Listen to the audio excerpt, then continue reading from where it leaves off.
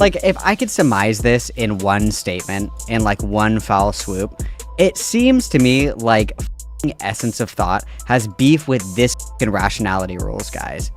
I don't know why she's going so hard at Rachel Oates, because Rachel Oates was like, I don't know anything about transports, I'm not gonna like come out and sweep for you in defense of this guy. You know that scene in Saltburn where he fucks the dirt? That's what we're doing right now. We're fucking the dirt. There's nothing left. It's 6 feet under the ground. Why are you fucking the ground? What is happening right now?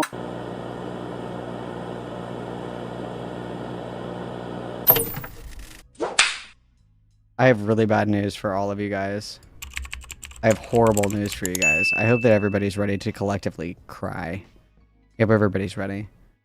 Because guess what? Essence of Thought just posted a 2-hour-long video.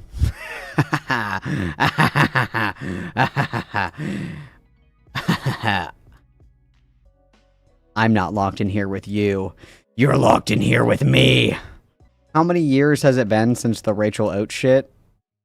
And we're still making videos about it, you guys.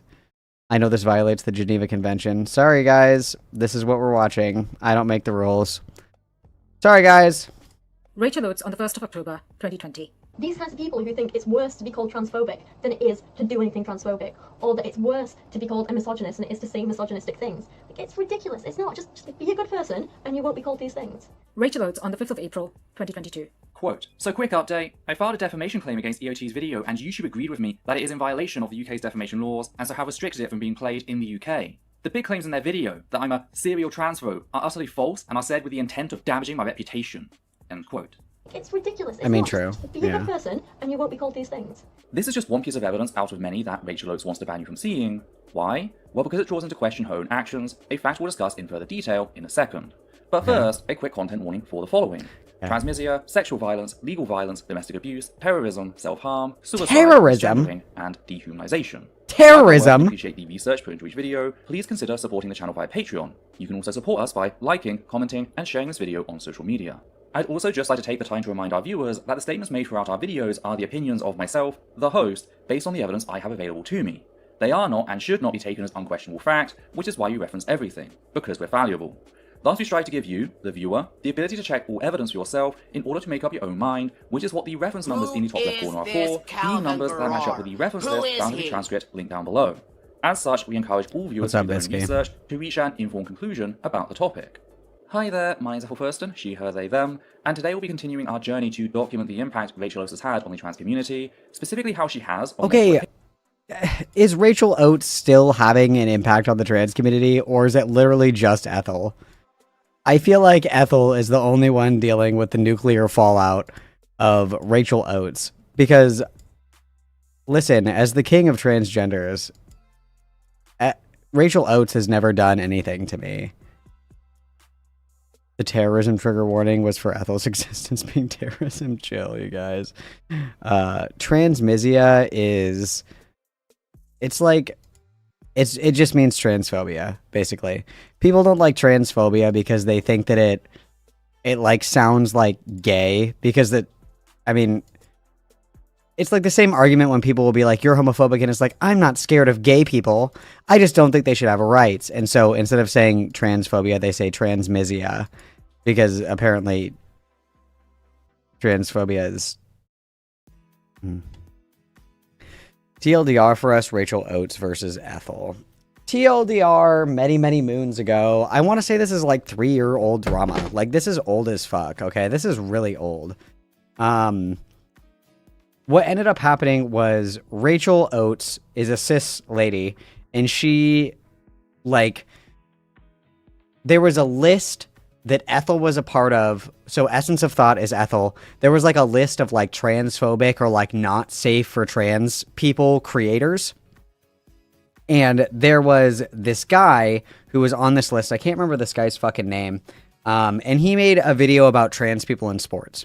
And Rachel Oates like defended this guy and was like, this guy just like might have had a shitty take on like trans people in sports. That doesn't mean that he's transphobic.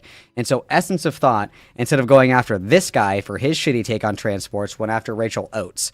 And then Rachel Oates essentially was like, I'm not going to talk about trans people in sports because I don't fucking know anything about trans people in sports. It's not appropriate for me to talk about it. It's like, I just don't know anything about it, so I'm not going to give my opinion or whatever, but I think that it's dumb, like, calling somebody, like, completely transphobic because they have, like, a shitty take or they're unknowledgeable about trans people and transports. And Essence of Thought was like, oh my god, you're fucking transphobic. And it's been, like, 3 years. It's been, like, 3 years, I think, of fucking Essence of Thought saying that, like, Rachel Oates is, like, a stalker, is, like, transphobic, is, like, crazy, is violent, is, like, all this. It's, like, it's a lot. It is, like, a lot. And the most that Rachel Oates did was say, like, I don't want to talk about trans sports because I don't know anything about it. Oh, this is 5+-year-old drama. Okay, this is old as fuck. This is old as fuck. Yeah, the guy did, like, apologize for it. I remember that, and I've said before, I said in the video that I did where I first learned about this, and I will continue to reiterate the same thing. I don't fucking care about trans sports at all. It means nothing to me. I don't fucking care. If somebody is like, I don't know how I feel about trans women in sports. Okay, whatever. Like, I don't fucking care, dude. I don't care. No. It's just so lame. Wasn't there self-harm? I can't remember. I think it was, please God, allow me to remember this. Like, there was, like, a point where Rachel Oates was getting harassed so hard that she said that she was, like, that she, like, self-harmed because, like, Essence of Thought, like, would not fucking leave her alone. And then Essence of Thought said something where it was, like, do the world a favor and, like, delete yourself or something like that. And everybody was like, yo, why are you telling Rachel Oates to kill herself? And she was like, what? I would never say that. What? That's not what I'm saying at all. Yeah, it's like a big shit show. Occasions promoted far-right anti-feminist, anti-trans figures. From people openly declaring that the very existence of non-binary people sickens them, to a man who rage quit Twitter after he publicly targeted and dead-named an 8-year-old trans girl, Rachel Oates has personally thanked them all for their support. This video is the fifth and final piece in a 5-part series, with each video documenting a 5-part series from 5-year-old drama. Incident between Rachel Oates and the trans community. The first video was an introduction that looked into the hypocrisy played at the start. The second video looked into the time Oates published identifying information taken from a private trans-focused mental health support group. The third video looked into the time Oates published private emails sent to her by a trans member of her audience, in spite of said audience member repeatedly telling her that he was afraid to approach her in public due to fear of abuse from her audience. Lastly, the fourth video delved into the events of September 2019, how Oates called on her subscribers to circumvent my block of her to provoke a response, only to then turn around and frame that response as me harassing her. Bro, their soft ubu woke scolds are always the first ones to tell other people to commit Sudoku. And the thing is, moist sack, nobody gives a fuck if you just say it with your chest, okay? The problem is they're like, oh no, somebody told me to kill myself. Oh, report them. Ooh, tears. But then they're happy to be like, I don't like this person, kill yourself. Like, it's like if you want to be edgy boy and like tell everybody to unalive that you don't like, okay, people are gonna not like that or they're gonna like, it doesn't matter, okay? But you can't have it both ways. You can't be like super upset that people are like telling you to kill yourself, but then at the same time, you go out of your way to tell people to kill themselves. You have to pick one. You can't have it both ways. You have to either be sensitive small bean or you have to not give a fuck. You can't do both. You must choose, Mr. Bond, okay? It's annoying as fuck. Okay, I think that we should just leave Rachel Oates alone. That's my take. Exploiting self-harm to help her do so. So you should go ahead and watch those videos. She's exploiting self-harm. Oh my god. But you know Ethel would be the first one to cry about, like, oh, self-harm. But oh my god. I hate these fucking crybolly bitches, dude. Hate. If you haven't, as I will be referring to them throughout this video. All of our work is fully referenced so that you can check things for yourself. Okay. If you're in the UK and find yourself unable to watch any other videos in the series, due to Oates' habit of weaponizing the UK's draconian defamation laws to stifle free speech, specifically criticism, you can use a VPN to get around the issue, or simply read the transcripts / watch one of the mirrors linked in the master list that can be found in the description of each video. For the VPN, just change your country of origin to be outside of the UK, and you'll be able to access the wealth of evidence presented, allowing you to make up your own mind, something Rachel Oates would deny you. Okay, I have to be totally honest with you. If at any point somebody's like, yeah, go ahead and download this VPN so you can read the evidence, you can't just show a screenshot of it. Are you serious right now? Please. Speaking of denying you, if you go to check any of Oates' videos or live streams referenced throughout any of our exposés, only to discover that they're no longer available, this is because Oates has taken to deleting and privating said evidence.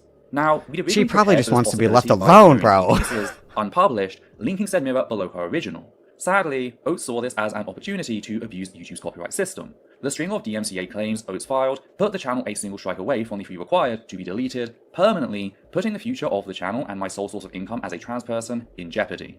We naturally won our appeals. Okay, if somebody is abusing the DMCA system, report them to YouTube and counterclaim it. Am I missing something here?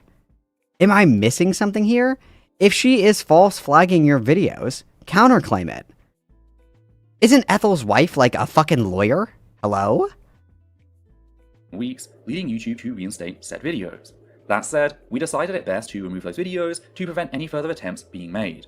The bottom line is, we tried to ensure that everyone, including her audience, would always be able to see the full context of the clips used for our exposés. It is Rachel Oates who has done everything in her power to make sure that that is not the case. To me, the only reason Oates was set out to bury those videos is because the context was worse than anything we stated in our exposés. Or she wants to be left She did not alone. want you checking for yourself. You're right, I'm sorry guys. Content warning, transmisia, my bad. Because think about it. If they vindicated her in any way at all, she would have sent people there herself. But she didn't, because they don't. Just a very important thing you need to keep in mind going forward. The last thing I want to do is mention the shift in tone throughout this video.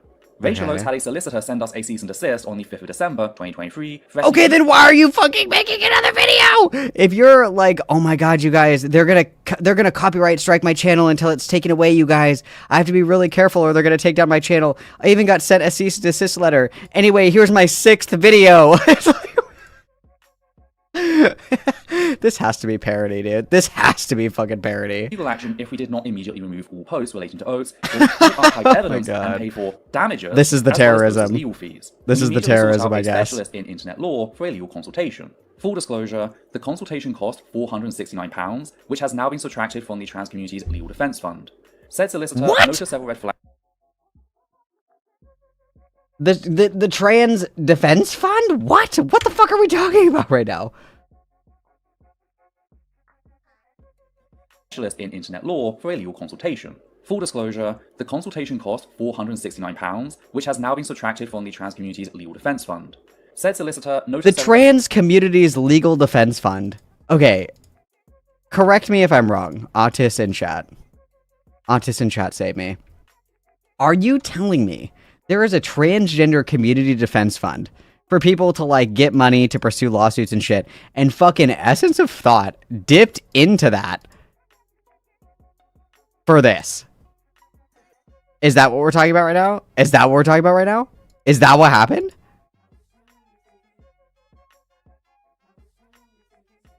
You're telling me there is some trans person who like needed money for like a name change or something, and they no longer have the ability to use that money because Essence of Thought was like, I need to make sure the cease and desist letter is legit. Like, is that really what fucking happened?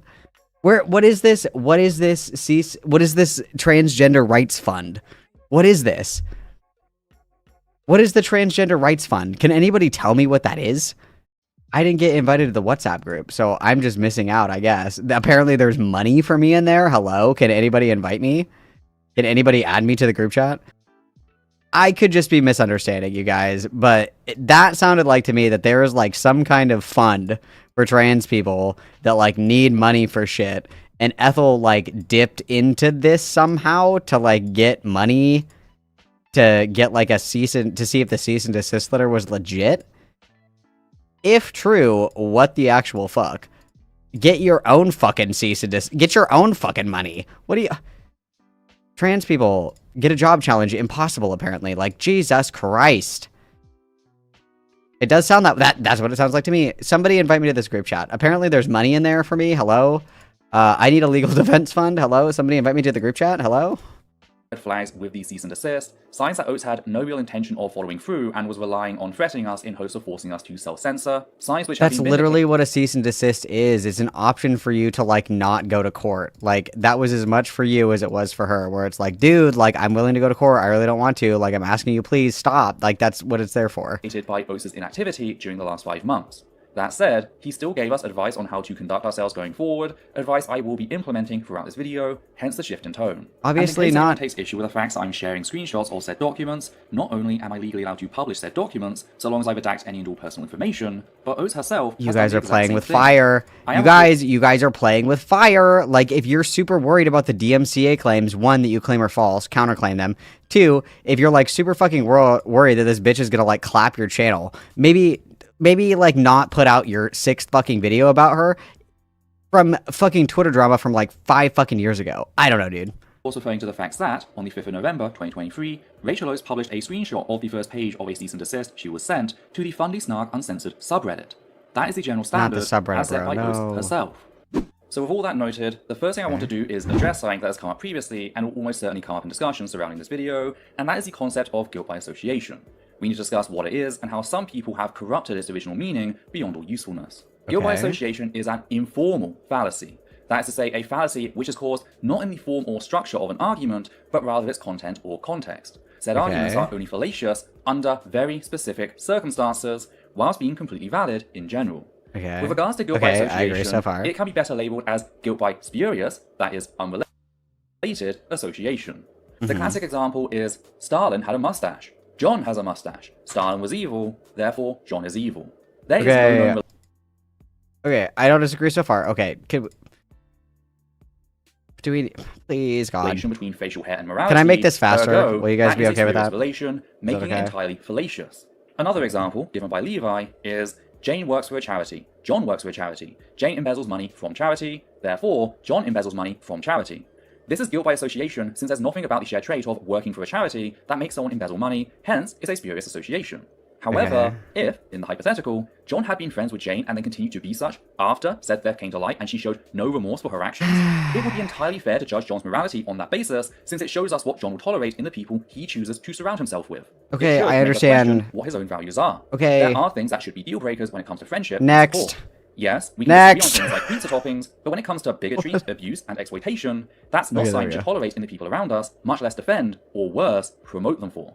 Oh, Sadly, okay. the society we live in is very much opposed to the idea that your chosen associations reflect upon you, and a large part of the reason why is rape culture, particularly in Hollywood. What? Friends of rapists are among the first and loudest How did we get?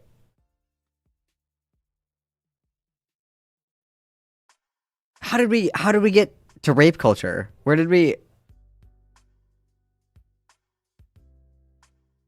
Okay, we're just gonna go with it. Okay, all right. who cry Rape guilt by culture. association when they're criticized for their continued friendship with outed rapists. Said friendship can take many forms. Some attack the rapist victims, others downplay said atrocities, whilst most simply pretend like it never happened and that this is the first they're hearing about it, effectively feigning ignorance to wash their hands of the matter. Whichever sort of friend they are, you can rest assured that cries of guilt by association are never far away, ready to be reached for the moment they're scrutinized for their actions in who they choose to associate with. And the key word is choice. Relationships are not passive entities, they are actively maintained by all participants. Okay. Sadly, the people making these arguments have been very successful in normalizing such narratives, in large part due to how they've been enabled by wider society. It's a sad fact that many victims of rape come to realize over time that the vast majority of people are more uncomfortable with the idea that they've consumed and enjoyed a rape apologist media than they are harming a rape victim via ignoring or even silencing said victim. That they'd rather deny the harm caused by said rape, thus adding to it, just so they can continue consuming, never applying any real thought or critical lens to their own actions. This success is why supporters of other forms of violence, including bigotry, have appropriated said methods for themselves. They seek to capitalize on the success rape culture has had with this argument, presenting any criticism of who they continue to be friends with, defend, and even promote as inherently irrational. When again, guilt by association is only a fallacy when said association is spurious. That is an argument that those asserting guilt by association need to provide an explanation for, as without it, I think I'm just too fucking stupid to follow this. I think this might be a me thing. I think this might be a Malcolm problem. Because I understand what guilt by association is. Like, I understand that. And I understand that it's sometimes fallacious, but not always fallacious. I'm also a big fan of the utterance, reputation comes from the company that you keep. Maybe I'm biased in this instance, but, like, how the fuck are we going on, like, a 5-minute tangent about, like, rape in the context of guilt by association? Like, I don't know, you guys. Guilt by association, don't rape. That's what I got. Okay, so everybody write this down. Don't rape. Everybody write that down. Okay, next. Explain. Said claim can simply be ignored. It's not enough to cry fallacy, you need to actually demonstrate it. That is something I've yet to see done regarding Oates' continued friendship, defense, and even promotion of the people we'll be discussing throughout this video. Starting with Stephen Woodford of Rationality Rules. If you've watched the previous videos in the series... Okay, so this is the guy that had the shitty take about trans athletes or whatever. And again, I don't fucking care about trans athletes, you guys. I don't care. I don't care about women. I don't care about trans women. I don't care about trans men. I don't care about any of those people in the context of sports. I don't fucking care. Okay, sports is cringe. Okay, I don't care about sports. Ooh, you can throw a ball really hard. Wow, that's so fucking cool. We should pay you like $10 million to do that. Wow, that's so sick and cool, dude. That's so fucking fancy. Wow, you run really fast. Yay. Like, I don't fucking care. Okay. Head, you might also want to skip the next chapter, as we'll be recapping what we previously discussed regarding Thomas Westbrook of Holy Kool-Aid. If you find yourself wanting specific details or evidence, again, check the relevant video, as shown by the reference number. No, I'm not going to watch another video. You can't make me. Transmedia section of the third video no! Series, the one regarding Levi's emails, Woodford's attacks on the trans community did not begin with his original 2019 video on trans athletes. Woodford had... Oh yeah, this is from 2019, so that is 5 years ago. Jesus Christ. In fact, been targeting the trans community for years. One such incident can be found in his video, Jordan Peterson's Truth, Debunked, which Woodford published on the 27th of February, 2018. In said video, Woodford not only promoted Jordan Peterson's pledge to harass trans students and faculty members at his university as a, quote, defense of free speech and biological facts, end quote, but took time to edit in a graphic of Peterson stating that, quote, you're not an Apache helicopter, end quote, whilst talking about things Woodford admired about Peterson. The attack helicopter remark is a far-right narrative designed to ridicule trans people. No! The attack helicopter meme is a far-right narrative dog whistle. No! Oh my god. Euthanize me. Euthanize me. Them their existence, and, by extension, their humanity. This is flagrant dehumanization in my mind. Woodford will later do the very same thing in his 2019 video, Ben Shapiro Calmly Educated by Stephen Woodford, published on the 25th of February. Ben Shapiro's actualized, or destroyed. Most taken from a single Ben Shapiro video, titled, Ben Shapiro Destroys Transgenderism and Pro-Abortion Arguments, whilst talking about reasons he admires Shapiro. It must be noted... Okay, who amongst us in like 2019, like 2018, 2019, who among us did not use like transgenderism as a joke? I still use transgenderism as a joke right now. Who among us? Wait, he who is without sin, cast the first stone. Okay, you guys, what the fuck? Like, it just seems like we have a terminal case of not knowing what a joke is. And again, even if this guy is making like these shitty fucking videos about like trans shit, that doesn't make him like a violent fucking transphobe because he disagrees with you on like attack helicopter gender. Like, please. Just because somebody makes like a shitty joke, I don't think that they're like a violent transphobe.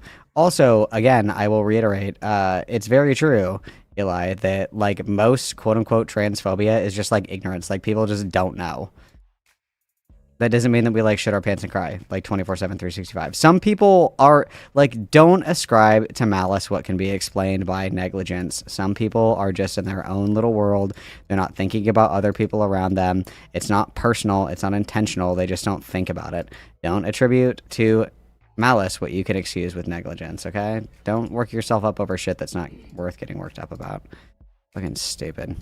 That Woodford goes out of his way to tell us that he disagrees with Shapiro on abortion, which leaves the question, if he disagrees with Shapiro on abortion, what then does he agree with? Indeed, taking a closer look at the clips Woodford chose from said video, we see Shapiro promoting the very same attack helicopter narrative seen earlier, only Shapiro substituted claiming to be an attack helicopter with claims to be a different age. Again, just another example of Woodford supporting far-right bigots, stripping us of our humanity. Oh my god, he criticized trans age, therefore he's a fucking transphobe? Please drown me in a pool of my own fucking tears. Are you serious right now? If somebody was like, Malcolm, I'm trans age, I would say, cool, you're a fucking idiot. And then I would just like be done with it. Does that make me transphobic? He criticized Ben Shapiro's trans age takes. Oh, raised by me and other members of the second community, being widely shared and talked about at the time, meaning there really was no excuse to continue defending him after the 21st of May. This wasn't a prejudice he tried to hide, he fucking admired it. Which finally brings us to his video on trans athletes, in which Woodford argued for the exclusion of trans women from women's sports. As noted at the very start of my original response to Woodford, denying trans women equal participation in women's sports violated numerous human rights, namely the right to equality and non-discrimination, the right to the highest attainable standard of physical and mental health, the right to sexual and reproductive health, the right to work and to the enjoyment of just and favourable conditions of work, the right to privacy, the right to freedom from torture and other cruel, inhuman or degrading treatment and harmful practices. Okay, not getting to play basketball with the girlies is not fucking torture. I'm sorry, you guys. Everybody hates this take of mine. I don't fucking care. You don't have a right to play fucking co-ed lacrosse, okay? That's not a fucking human right to play co-ed lacrosse. Like, you guys need to grow up, okay? Find some girlies that want to play fucking lacrosse with you, okay? Chill. I don't... Calm down, guys. Calm down. And full respect for the dignity, bodily integrity, and bodily autonomy of the person. Stripping a group of people of their human rights is both violence and dehumanization, declaring trans people as quite literally being undeserving of their human rights. This wasn't a game. He was calling for legal violence against trans women when he argued that, and I'm convinced that unless quickly rectified, this will kill women's sport. And that, I don't want to see the day when women... Okay, again, this is just like a dumb fucking take on like trans sports or whatever. Like, that's all this is, okay? And then, listen, I'm gonna say it. Everybody get your pitchforks out. I'm gonna fucking say it. There are fucking idiots out there who are dead ass like, dude, I actually don't care if women's sports get destroyed.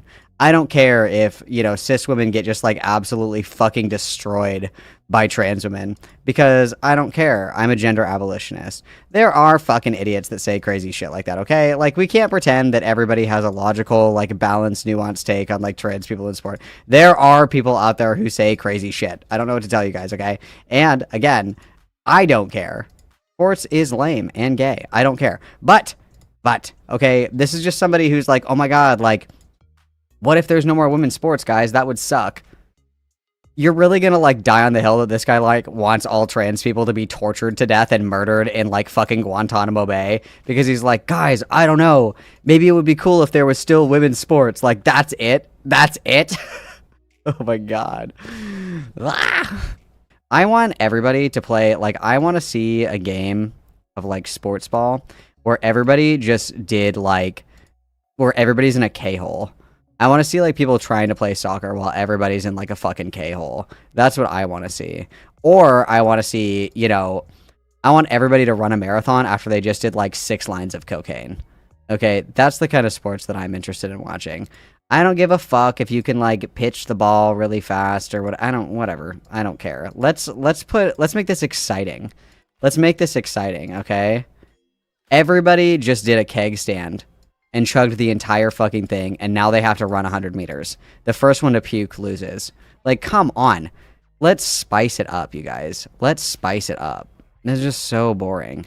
is dominated by Y chromosomes, but without a change in policy, that is precisely what's going to happen. Now, to help him justify said violence, Woodford tried to pretend like he has some sort of scientific basis. Dude, it's so true. If you're like, I don't know, guys, I don't think that we should have, like, Hulk Hogan and, you know, like...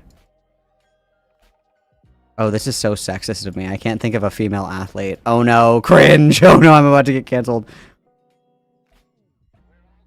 Who's the gymnast? Who's the gymnast? What's her name? Simone Biles, thank you. Simone Biles and Hulk Hogan. I don't think that we should have them, like, fist fight each other. Oh, violence. Oh, you want trans people to get beat to death by sticks. Oh, grow up. Hello. His position when, of course, he had nothing. Over the span of 3 videos, I caught Woodford repeatedly lying about the science regarding trans athletes. In his first video, I showed how he lied about hemoglobin, pointing out how studies had shown that HRT brings said trait, quote, within the typical range of non-trans female athletes, end quote, something Woodford had declared impossible. He then went on to lie in his apology video, presenting the standard deviation of muscle mass in trans women on HRT as the range. This was in spite of the fact that the diagram annotation he showed on screen, repeatedly telling us that it was, in fact, the standard deviation. Finally, in his corrected video, the video he knew would be heavily scrutinized, Woodford asserted that HRT did not impact heart size, lung size, and muscle fiber type, in spite of the fact that none of these were even mentioned in any of the studies he referenced. Woodford also lied about the results of a particular study, noting how HRT in trans women actually increased aerial bone mineral density in certain sites. What he omitted, however, was the fact that the ABMD of trans women pre-HRT is not the same as cis men, that it is, in fact, significantly lower. Much like the muscle mass incident, this was something that could be read in the conclusion Woodford displayed on screen. Once could have been an accident, but by the 3rd and 4th time, it became clear to me that Woodford wasn't looking at the science and letting it guide him to a sound conclusion. He was rooting for any ad hoc excuse that, in his mind, justifies stripping trans women of 6 fundamental human rights. But it gets worse. For not only did Woodford continue to lie about the science, but in his corrected video, he also promoted an anti-trans hate group that grinned at the prospect of trans women dying slow and painful deaths as the result of botched uterus transplants. Again, Woodford knew he was being scrutinized for his every move, yet he still felt confident enough to promote said hate group, thanks, in large part, to the support he continued to receive whilst publicly inciting legal violence against trans women. All of which was documented when my final response to Woodford went out on the 22nd of June, 2019. That's why, when Oates asserted the following in one of her videos on the 2nd of September, 2019, according to Hannah, apparently it is not okay to demonize people who are just innocently going around spreading hate and hurting others. They're not doing anything wrong, except to all those people they're hurting, but it's not fair to criticize them for that. So like I say, on the one hand, she has a pretty small channel, so no sending hate her way, be nice to her, please. On the other hand, if you're going to be homophobic or transphobic, I don't care how big or small your channel is, I'll call it out when I see it. Red Venture criticised her hypocrisy regarding her continued friendship and support for Woodford, noting her lack of cooling out. Oates saw this and responded, declaring the following in no uncertain terms. Quote, I knew this would happen. Tell you what, the minute Steve starts treating transgender people as human, I'll call him out for it. But I don't know anything about sports to know which of the arguments are fair and which aren't, so I'm keeping my mouth shut about that. Oh my god. Again, we're mountains out of molehills. Mountains out of molehills. Oh my god, he has shitty takes on trans people in sports. Like, he must want all trans people to be murdered violently in the streets of fucking Rio de Janeiro. He wants all trans people to be sent to Guantanamo Bay to be tortured for 100 days and 100 nights and come back a shell of their former selves. Like, oh my god. It's just a shitty fucking take about sports. It's just a shitty take about sports. Again, everything we just gone over had been belabored, not just by me, but by the trans community in and around the secular community for months. Therefore, in my mind, the only way to be ignorant of the issue at this point was to actively avoid everything trans people were saying on the topic, which is not saying a trans... Crazy, because there are trans people who are like, nobody cares about trans people in sports. Those trans people exist. We just can't listen to those ones, you guys. Which Oates has presented herself as in the past, would do. Furthermore, whilst Oates claimed to be staying out of it in the post just shown, that's not what she said in her emails to Levi, published after the 12th of July, as seen in the statement that, quote, and in this case, I think EOT and a lot of his friends are being immature, reactionary, and attention-seeking. This has become less about correcting some bad science for them, and more about wanting to cause outrage, virtue signaling, and attempting to demonize and cancel people who don't agree with them 100%. Fuck. End quote. How can she claim to know that my criticism of Woodford had become, denoting a change in state, less about correcting some bad science, and more about wanting to cause outrage, virtue signaling, and attempting to demonize and cancel people, if she hadn't watched both my original response and at least one of my later responses? Do know, she explicitly mentions the channel by name when making the statement, so there's no doubt as to whether she's talking about us. This is an important question, since, when you review a piece of media or a series, there is a reasonable presumption that you have engaged with said media. In this instance, that she had watched our videos. So we take that reasonable presumption and add it to the facts that Woodford promoting Shapiro's dehumanization of trans people had been pointed out and discussed in detail as early as my second response to Woodford addressing rationality rules transphobia and the ACA statement. We take that and add it to the facts that every subsequent video continued to show how bigoted Woodford was, how he was lying about the science at every opportunity and promoting known hate groups, and we find ourselves asking, how can Oates cast judgment on my later... Okay, so here's a really important question. This was how many years ago? It's God's great year of 2024. Does this guy still agree with all this shit? Like, if I go to this guy's Twitter account, am I going to see, like, yes, I want all trans people to be killed violently? Or is he like, yeah, dude, I had, like, some shitty takes on trans people in sports. I don't really talk about it anymore. I don't really care about it anymore. Like, I've moved on with my life. Or is he, like, actively like, yes, kill them, yes! Like, what am I going to find? Criticism of Woodford without being aware, to some degree, of what I've just shown you. Yet it gets even worse. When we acknowledge the facts that I explicitly returned to said Shapiro discussion in my third response, rationality rules, non-apology, and phone policing, a critical response. This is important to note, since it was also the video in which I made a passing mention of my interactions with Oates on Twitter. Mentions she later responded to with a video... Like, if I could surmise this in one statement, in, like, one foul swoop, it seems to me like fucking Essence of Thought has beef with this fucking rationality rules, guys. I don't know why the fuck she's going so hard at Rachel Oates, because Rachel Oates was like, I don't know anything about trans sports. I'm not gonna, like, come out and sweep for you in defense of this guy. Why are we going so fucking hard on Rachel Oates when it sounds like all of your issues are with this guy? Go after this guy. Why are we this mad? Why are we this mad at Rachel? Like, all Rachel Oates said was like, I'm not gonna come out and say, like, yes, no about trans sports and shit because I don't know anything about it. Of her own. An in-depth response to lies about me, Essence of Thought is a lying bully, on the 29th of May, 2019. I mean, true. Again, when you publish a response to a video, there is a reasonable presumption that you have watched whatever it is you are responding to. This means that it is more than fair to assume that Oates was well aware of Woodford promoting Ben Shapiro's dehumanization of trans people as something he personally admired by the 29th of May, 2019. months before she publicly declared that Woodford was not dehumanizing trans people on the 2nd of September 2019. It is on this basis that I conclude that this was not a defense made in ignorance. Oates was well aware of the facts that Woodford had promoted the dehumanization of trans people as a noble act when she defended him like this. The only thing Oates stopped short of doing was promoting Woodford in her 2019 What Happened to Me video, but that doesn't change the fact that she still chose to defend him after the 29th of May. Moving on to Westbrook, he has a history of victim blaming and gaslighting victims of sexual abuse. Okay, who the fuck As is shown in the Westbrook? video regarding Levi's emails, Westbrook I'm not promoted watching the another Catholic Church's video. false No. myth to attack the dozens of women who had come forward independently to shine light on the ways in which Lawrence Krauss had sexually harassed them. Westbrook Okay. also presented the fact that sounds some bad. said women had been targeted by literal fascists over the years, turned into ableist and misogynist memes that mocked their trauma, to argue that their testimonies could be rejected out of hand. Of course, it makes sense for Westbrook to defend Lawrence Krauss for the same reason that it makes sense for Lawrence Krauss to have defended Jeffrey Epstein in 2011, years after said child trafficking monster had confessed to raping a 14-year-old child. What is Abusers and happening? abusers always have, always will. That's why it didn't surprise me when, Okay. as shown in our fourth video, Oates defended Westbrook over the whole Friedel situation, going so far as to lie Okay, about because this guy defended Jeffrey Epstein, Rachel Oates is like a child rape defendant. What? Do I need to get out my fucking notepad to follow this? Do I need to write this down? What the fuck is happening right now? what I said repeatedly. Jonathan Friedel was one of Woodford's more militant supporters who had declared himself more than transphobic in response to my original response to Woodford. You know, the incredibly tame one that left the door open for Woodford to fix things. That video. Friedel proceeded to target and abuse me personally, creating burner accounts and even following me onto other social media platforms as I continued to block his bigoted ass. Yet, rather than deny Okay. that said abuse had ever taken place or that Friedel had targeted me explicitly because I was trans, Westbrook instead chose to dub said transmisic abuse as part of a, quote, undercover job interview, end quote, to see whether or not trans people were worthy of patronage. I naturally responded by pointing out that such abuse is not part of my job description as a trans YouTuber, nor should I be treated as such. I explained how, if Friedel and Westbrook continued to target other trans people as they had done me, they'd eventually target someone who lacked my support structure, forcing them to take their own life, murdering them via suicide. Which is when Oates jumped in to claim that I personally threatened self-harm and suicide, in spite of me going out on my way to repeatedly state the exact opposite. As shown in the last video, she even quoted me, very explicitly telling people that I was not at risk of self-harm and suicide, right before going on to declare that me doing so was threatening self-harm.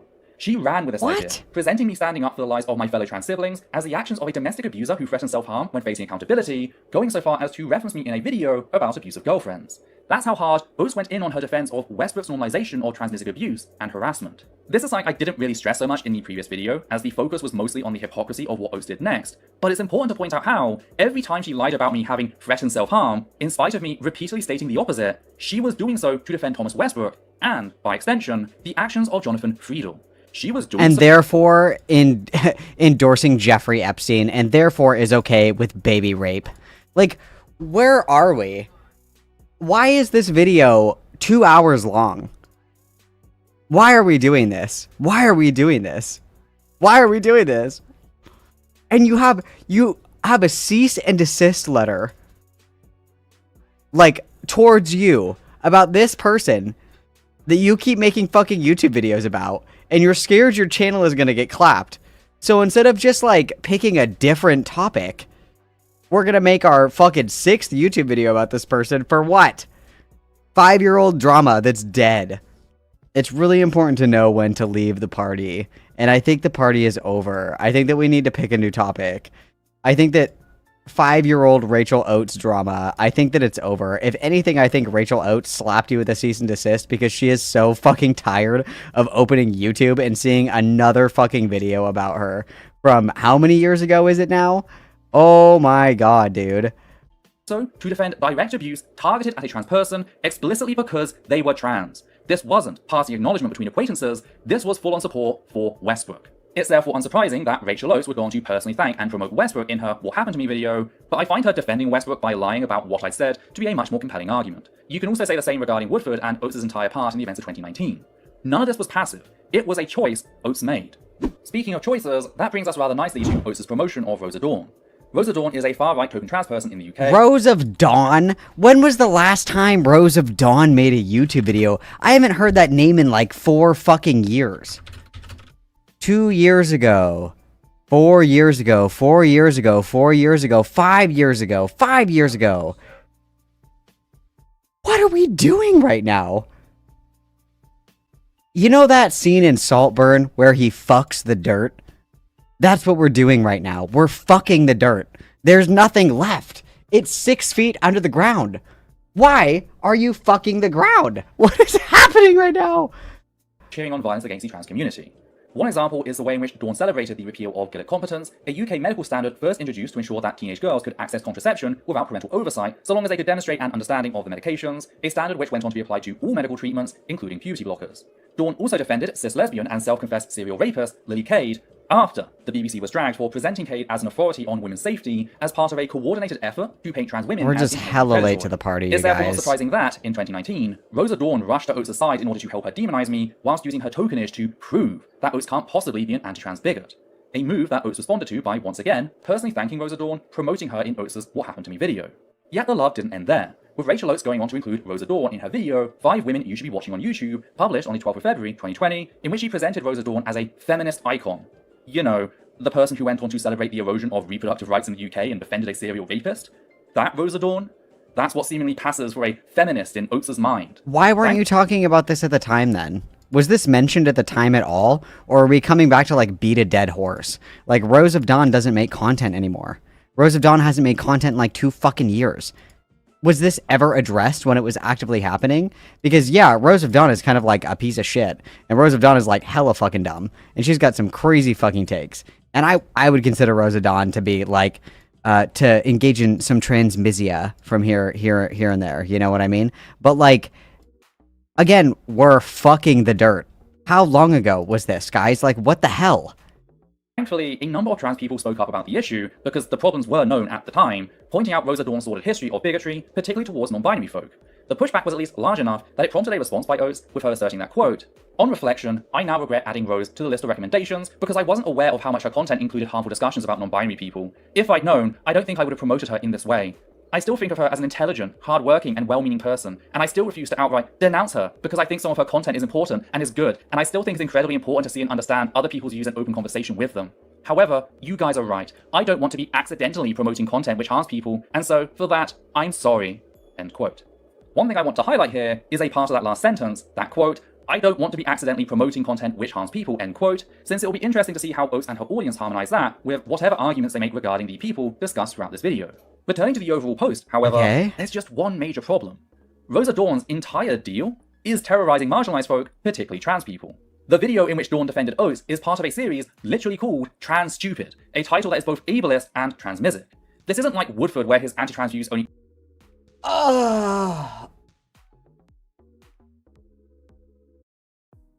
This is so unserious. This has to be a joke. This has to be a joke. Like, this has to be a fucking joke. Like, this, you have to say LOL. You have to say LOL. You have to please say LOL. Please. Please say it. Please. Please be a joke. Oh my god. The segment is called Stupid Trans People. Not only is this ableist, this is also transphobic, because you guys know trans person can be stupid. Please kill me. Please kill me. Please say sick right now. crops up now and again, there is not a video on Dawn's channel that doesn't contain some form of bigotry, a fact anyone can check for themselves. Therefore, in my mind, Oates is either A, lying about the nature of Dawn's content, or B, lying about having watched said content. Since I can only take her at her word and she claims to have watched said content, I have to assume that we're dealing with A, Oates lying about the nature of Dawn's content. As far as I'm concerned, Oates knew that Dawn was a massive bigot, yet chose to lie, chose to present Dawn as reasonable on, well, anything. Which might lead one to ask, why? Why promote such a flagrantly hateful person? Doesn't that clash? Again, I will ask, somebody please tell me, was this criticized in the moment, or is this all, like, retroactive? Because if this was something that happened at the time, and, you know, Essence of Thought was like, hey, like, you're kind of, you know, suggesting or promoting, like, this channel that's, like, pretty shitty, and Rosa Dawn is pretty fucking stupid. But, like, why was this not called out in the moment? Like, why are we waiting, like, 3 fucking years to bring this up? Is there a reason? I don't understand. With the way Oates presents herself as someone who cares deeply about being kind to everyone? Well, by promoting a token trans person, Oates did 2 things. She, A, normalized anti-trans bigotry as something to admire, and B, implied she can't be transmisic herself because a trans person agrees with her. Thankfully, she got called out on it enough to at least provoke some sort of response, not that it makes things much better. Because when Oates says some of her work is important, she is saying that at least a portion of said bigotry is important, because again, that's all there is. Go check Dawn's channel for yourself and find me a single piece that isn't a bigoted shitshow. Okay, the last video that she made was 2 fucking years ago, Ethel. You uploaded this 2 fucking days ago. I don't give a shit what somebody who doesn't even fucking make YouTube videos anymore has to say. She could very well not believe any of that shit anymore. What the fuck? What am I supposed to do when you're like, oh my god, go and look at this person's channel and tell me that, you know, that they aren't a bigot and like a fucking transphobe. And it's like Thomas Jefferson's fucking YouTube channel. Dude's been dead for like 200 fucking years. I don't give a shit. What? Dawn's sole purpose on YouTube is to raise her personal status by making things objectively worse for the rest of the trans community. That is what Oates chose to defend as having value after she got called out on Dawn's bigotry. Yet, this isn't the only time Oates would make this argument, with her commenting much the same regarding Blair White in 2022. In said comment, Oates admits that she enjoyed White's work a few years back. Now, Oates alleges that she liked White's personality, whilst disagreeing with, quote, many of her views, end quote. Problem is, Blair White's entire personality is centered around terrorizing trans people and other marginalized folks. Okay, no, wrong. Blair White's personality is around being like a bitchy mean girl. Okay, and you can feel however you want about that. Her entire personality is not being like a bigot and like fucking crazy. Her entire personality is being like a catty mean girl. Okay, does she have dumb takes? Yes. Do I disagree with a lot of her takes? Yes. Okay, but her personality is not being like an evil fucking like vindictive hater. Her fucking personality is just being like a bitchy mean girl. Okay, it's like an aesthetic. Okay, it's whatever. Particularly people of color, just like Rosa Dawn. What? Again, please, feel free to show me evidence of where she hasn't done this, because if it exists, I certainly haven't seen it. And it's on that basis that I can only come to the strong conclusion that the only thing Oates could have liked about White was said bigotry. That, and token trans people who abuse other trans people. Because this isn't just a once-off, this is a pattern of behavior. Though, returning to Rosa Dawn, this excuse is especially bad when we consider the fact that Rachel Oates openly acknowledges... How is this Rose of Dawn section this long? Rose of Dawn doesn't make YouTube videos anymore. Why do I care what the ghost in the walls is saying, you guys? Like, what the fuck is this? This is crazy. This is crazy. What's the next section? What is this section? Sarah Michelle. Noelle Plum. I don't know who the fuck that is. What? Telltale Atheist. No fucking clue. King Crocoduck. Jimmy Snow. I just don't know what I'm supposed to do with this information. Like, I don't fucking care what somebody said fucking 20 years ago. I don't care. I don't care. If you're so bothered by it, why didn't you say something in the moment? Again, I'm running into this issue, guys, and I'm not trying to compare, you know, two women, because that would be misogynistic of me. I would never do something like that. I'm getting, like, okay, obviously, like, Essence of Thought is, like, all the way down here. Like, hell is, like, right here. Essence of Thought is, like, down here. Like, the bar is very low. When I think of, like, Stardust video with Rogan, it's up here, okay? There's, like, a significant gap here. But I'm getting the same vibe where it's like, why do I care? Like, you're supposed to be convincing me that Rachel Oates is far right, and she's promoting all these anti-feminist figures. So far, you've said that she kind of liked Rose of Dawn, someone who doesn't even make videos anymore, and we've said, who's the other one? Oh, sometimes she likes Blair White's content. Call the police, then? Like, I don't know. I'm not seeing fucking Rachel Oates is this horrible bigot, and let's just pretend Rachel Oates is this horrible bigot. Because it's coming from Ethel, I'll be totally honest with you, I don't fucking care. Because it's like, dude, you've spent how much time making these fucking hit pieces after hit pieces after hit pieces about, like, fucking Rachel Oates. It's like, eventually something's gonna stick, right? Like, whatever adjective you decide to throw in your word soup about, like, what kind of horrible fucking bigot she is, eventually one of them will stick, right? Like, I just don't care. It's just not doing it for me. I don't know. Okay, let's try and finish the Rose of Dawn section at least. At least. Folk before going on to assert that she can still support Dawn's work. Hell, she only goes so far as to say that she'd probably refrain from promoting Dawn had she known about the bigotry, really trivializing just how disgusting of a person Dawn is. This reads to me as nothing less than Rachel Oates telling her audience that support for non-binary folk is entirely optional, that a person having a history of targeting and abusing non-binary folk is not, in her mind, an immediate deal breaker. That is fucked up on its own. Yet things only get worse when we acknowledge the fact that Rachel Oates is straight up lying when she asserts that she had no idea about Rosa Dawn's anti-trans views. Again, this video was published on the 12th of February, 2020, yet I have evidence of people reaching out to Rachel Oates when she published photos of her taking Rosa Dawn out, partying in December of 2019. What's more is, Rachel Oates responded to said tweet. 5 years ago. She saw the post. 5 years ago. Hell, the person trying to warn Oates even followed up, stating that, quote, I'm not saying being friends with people is wrong, but I'm just concerned if you're planning to make a video with her or something. She's a trans medicalist, which means she doesn't believe non-binary people are real, and she thinks gender dysphoria is the only way you can be trans. End quote. So they even explicitly mentioned being concerned about Dawn's inclusion in a video, detailing their reasons why. That's pretty fucking clear to me. Oates might not have known the full extent. Was this video ever made? Did Rose of Dawn and Rachel Oates ever do a collab? Or are we screaming at ghosts? Bigotry, yet she certainly wasn't as oblivious as she's claiming to be. Best case scenario, Oates just didn't care enough to look into things until the moment she thought it might damage her brand, because, from my perspective, that's all Rachel Oates cares about. That's the best Okay, or somebody was like, dude, just so you know, this lady is like the trans med queen or whatever, like, don't make a video with her, and she was like, oh shit, you're right. And then she changed her mind. Oh my god. The next Essence of Thought video, RuPaul, worse than Hitler. I mean, that would be true, though. That's totally based and true. That's 100% true. case scenario. The alternative is that she boo, believes Spencer. bigotry and is merely saying otherwise because she was called out. Whatever the case, just Or keep she in mind changed that her Oates opinion, lying I don't in an know. apology isn't unprecedented. She once apologized publicly for hearting a comment offering to break my knees, only to retract said apology in private. Oh my god, Ethel, you literally told her to kill herself. God forbid she liked a joke comment. You literally told her to kill herself. Oh my god, bro. Which says can be trusted, especially her apologies. If you're a trans person and you still trust her at this point, I don't think I can help you. You're the one who needs to start nobody taking back wants some to damn help. self-respect, as she is just I'm using good, you thanks, to bud. shield herself. Oh, fuck. Now, there's one last thing I need to note here, as is tangentially related to Oates' relationship no. with Rosa Dawn. It's and one as was last said thing, but recently we're in only her halfway done with the 2023 segment. Post-Christmas stream regarding the BBC. Whilst gushing about how The much she likes BBC? EastEnders, a TV program on the BBC, Oh, Solon raised issue different, with okay. the BBC's constant attacks on the trans community these past Ignore few me. years, leading Oates to downplay her awareness of the issue with the following. I bet at least she'd end up liking EastEnders if she watched it because she really likes reality TV stuff, which is arguably worse. See, I agree. I think she would. Plus, she just likes drama, and there's all the drama in EastEnders. Plus, she already knows who some of the characters are, and she sends me like Phil Mitchell memes. I can't speak. She sends me Phil Mitchell memes all the time, so I think she would. Where am I with this? Oh no, he's unlikable, worse than Neighbours. Brutal.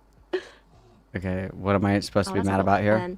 About the BBC, it's mostly their news stuff. They've had some very transphobic articles. A YouTuber called Sean made some great videos about it. And of course, the Savile stuff was super dodgy. Yeah, absolutely. I get that. I've not seen those articles, but it kind of doesn't surprise me at this point. It's not great, is it? Okay. Now, we can go back and forth about how weak her response here is in labeling the BBC's coordinated attacks on the trans community for years as not great, but I'd rather focus on something more objective. Namely, Oh my god. You guys, can you believe that somebody said, hey, the BBC article about trans people was kind of transphobic, and Rachel Oates wasn't just like, ah! Oh my god, we have to stop the trans genocide right now, you guys. And then she like pulls out like an AR-15 and like gets up and she's like, now is the time. It's like, what did you want her? What? She's like, yeah, that's kind of shitty. That sucks. I don't know. Was she supposed to solve the trans genocide herself right there? What the fuck? Oates' assertion that she's never seen these articles, because that is just a bold-faced lie in the most disgusting way imaginable. So, Oh as my mentioned God. at the start of the video, Oates has weaponized the UK's draconian defamation laws to try and silence me, her largest trans critic, with the UK's defamation Oh my system. god, I wish a bitch would. Oh my god, I wish if only it worked. This is like when TERFs are like, I'm being silenced, and it's like, damn, but you still won't shut the fuck up. It's like, god. particularly on YouTube, working on a shoot first, ask questions later approach. This is important since the very first video Oates weaponized said system against was our video, Rosa Dawn Defends Confessed Rapist, with discussion on Rachel Oates, which centered on an article in which the BBC promoted self-confessed serial rapist Lily Cade as an authority on women's safety due to her being a cis lesbian.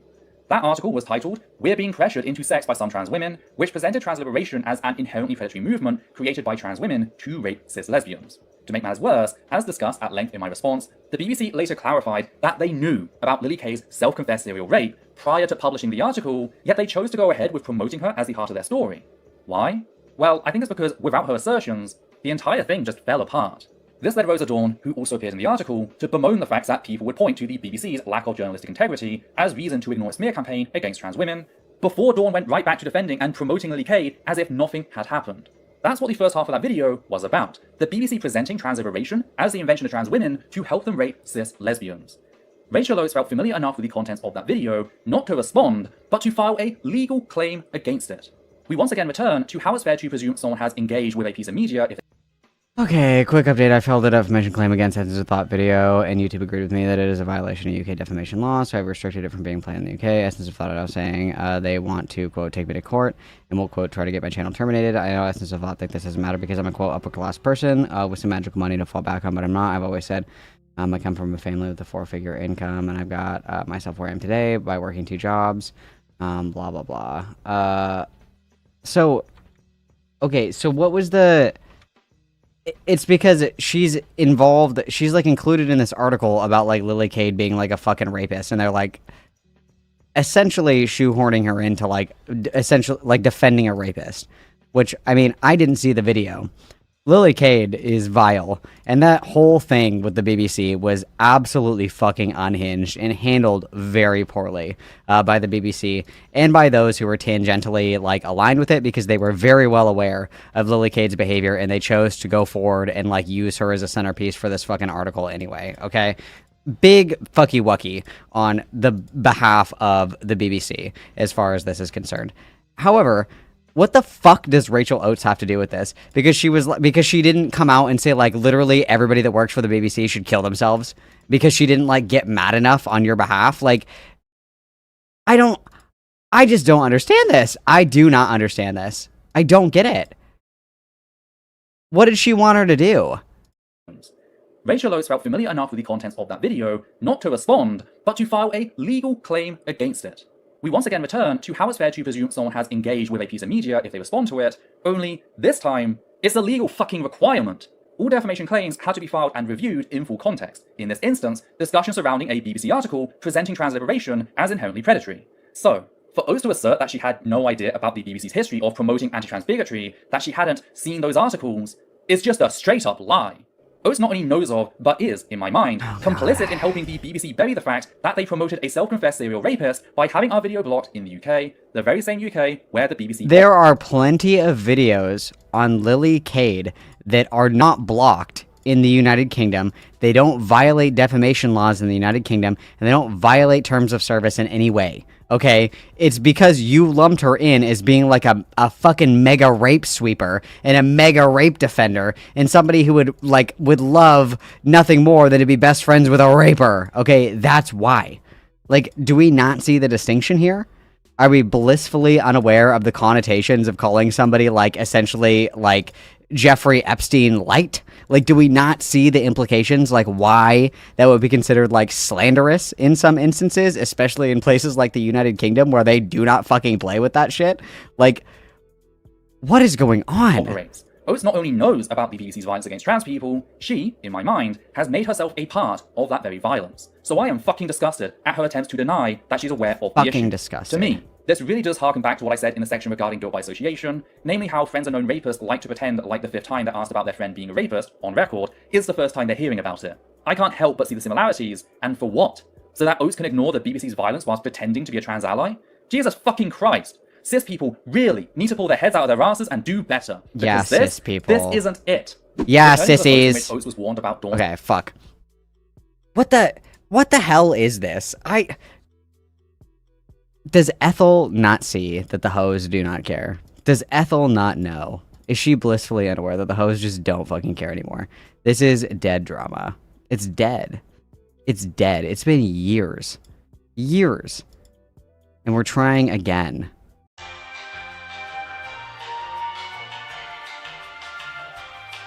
So, we just finished the Rose of Dawn section. Just about. Jesus fucking Christ! Cis people... Let's back up a little bit. Let's back up a little bit. Trans people, Oh, that's right. she, We're talking about the in my BBC. mind, has made herself a part of that very violence. So I am fucking disgusted at her attempts to deny that she's aware of the issue. To me, this really does harken back to what I said in the section regarding guilt by association, namely how friends of known rapists like to pretend like the fifth time they're asked about their friend being a rapist. It's so true. Rose of Dawn having like shitty trans takes means that she's a rapist. So, wow, so insightful. So true. On record, is the first time they're hearing about it. I can't help but see the similarities, and for what? So that Oates can ignore the BBC's violence whilst pretending to be a trans ally? Jesus fucking Christ! Cis people really need to pull their heads out of their asses and Rose of Dawn isn't even cis, bro. What? do better, because this isn't it. Returning to the post in which Oates was warned Okay, this is where we were. Okay, I don't know who the fuck Sarah Michelle is, so let's see. Are we gonna hate or love? Do we hate or love Sarah Michelle? Let's see. about Dawn's anti-trans bigotry, we see a reply by one Sarah Michelle. Sarah Michelle was, of course, Woodford's token trans person, being the single trans person who a supported token his calls trans to person. trans women. Anybody who disagrees with me as a token trans person, very based, Ethel. Very trans ally of you. Very slay. 6 fundamental human rights. Michelle is another far-right token, someone who tried to make it big by defending hate speech as free speech, quite literally declaring hate speech as an essential part of democracy, telling her audience that, quote, we must defend it at all costs, end quote. Hate speech... I mean, isn't that the beautiful thing about being an American? I mean, I wouldn't expect a Brit bonger living in India to understand, but, you know, we're big on the free speech here, okay?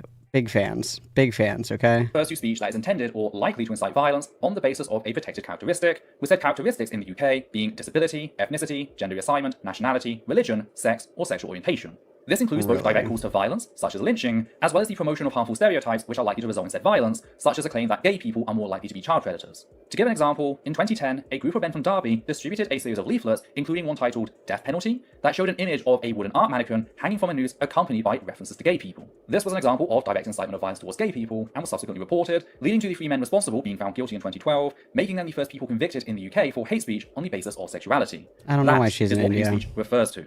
So when Michelle says she supports hate speech, she isn't talking about some nebulous right to be an asshole. She's talking about active steps to encourage violence against a marginalized group. I need more examples of this, because there are certain kinds of speech that are protected speech that like don't necessarily fall under like hate speech laws.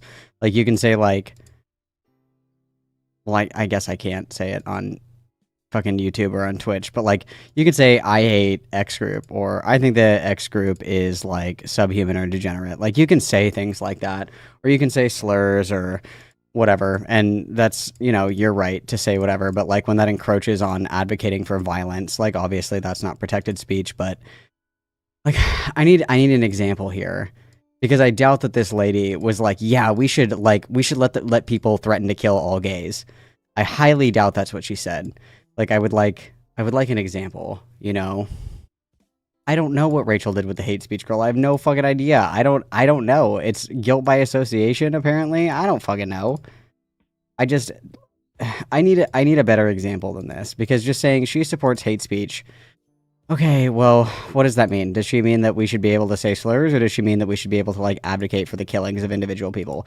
Because we're using an example from the United Kingdom, which has really draconian anti-free speech laws in what would be, you know, an American position. Americans don't fuck with that, but Sort of person she was before we get to anything she did in 2019. Though she didn't just support Woodford in his calls to strip trans women or 6 fundamental human rights, she also went out of her way to attack my very existence as a trans person. Okay, In a thread let's started get by an Noel example. Plum, the 2 of them attacked my appearance, butchered my name as Pethel and Epita, before Michelle finished by very explicitly stating that my existence as a non-binary person sickened her.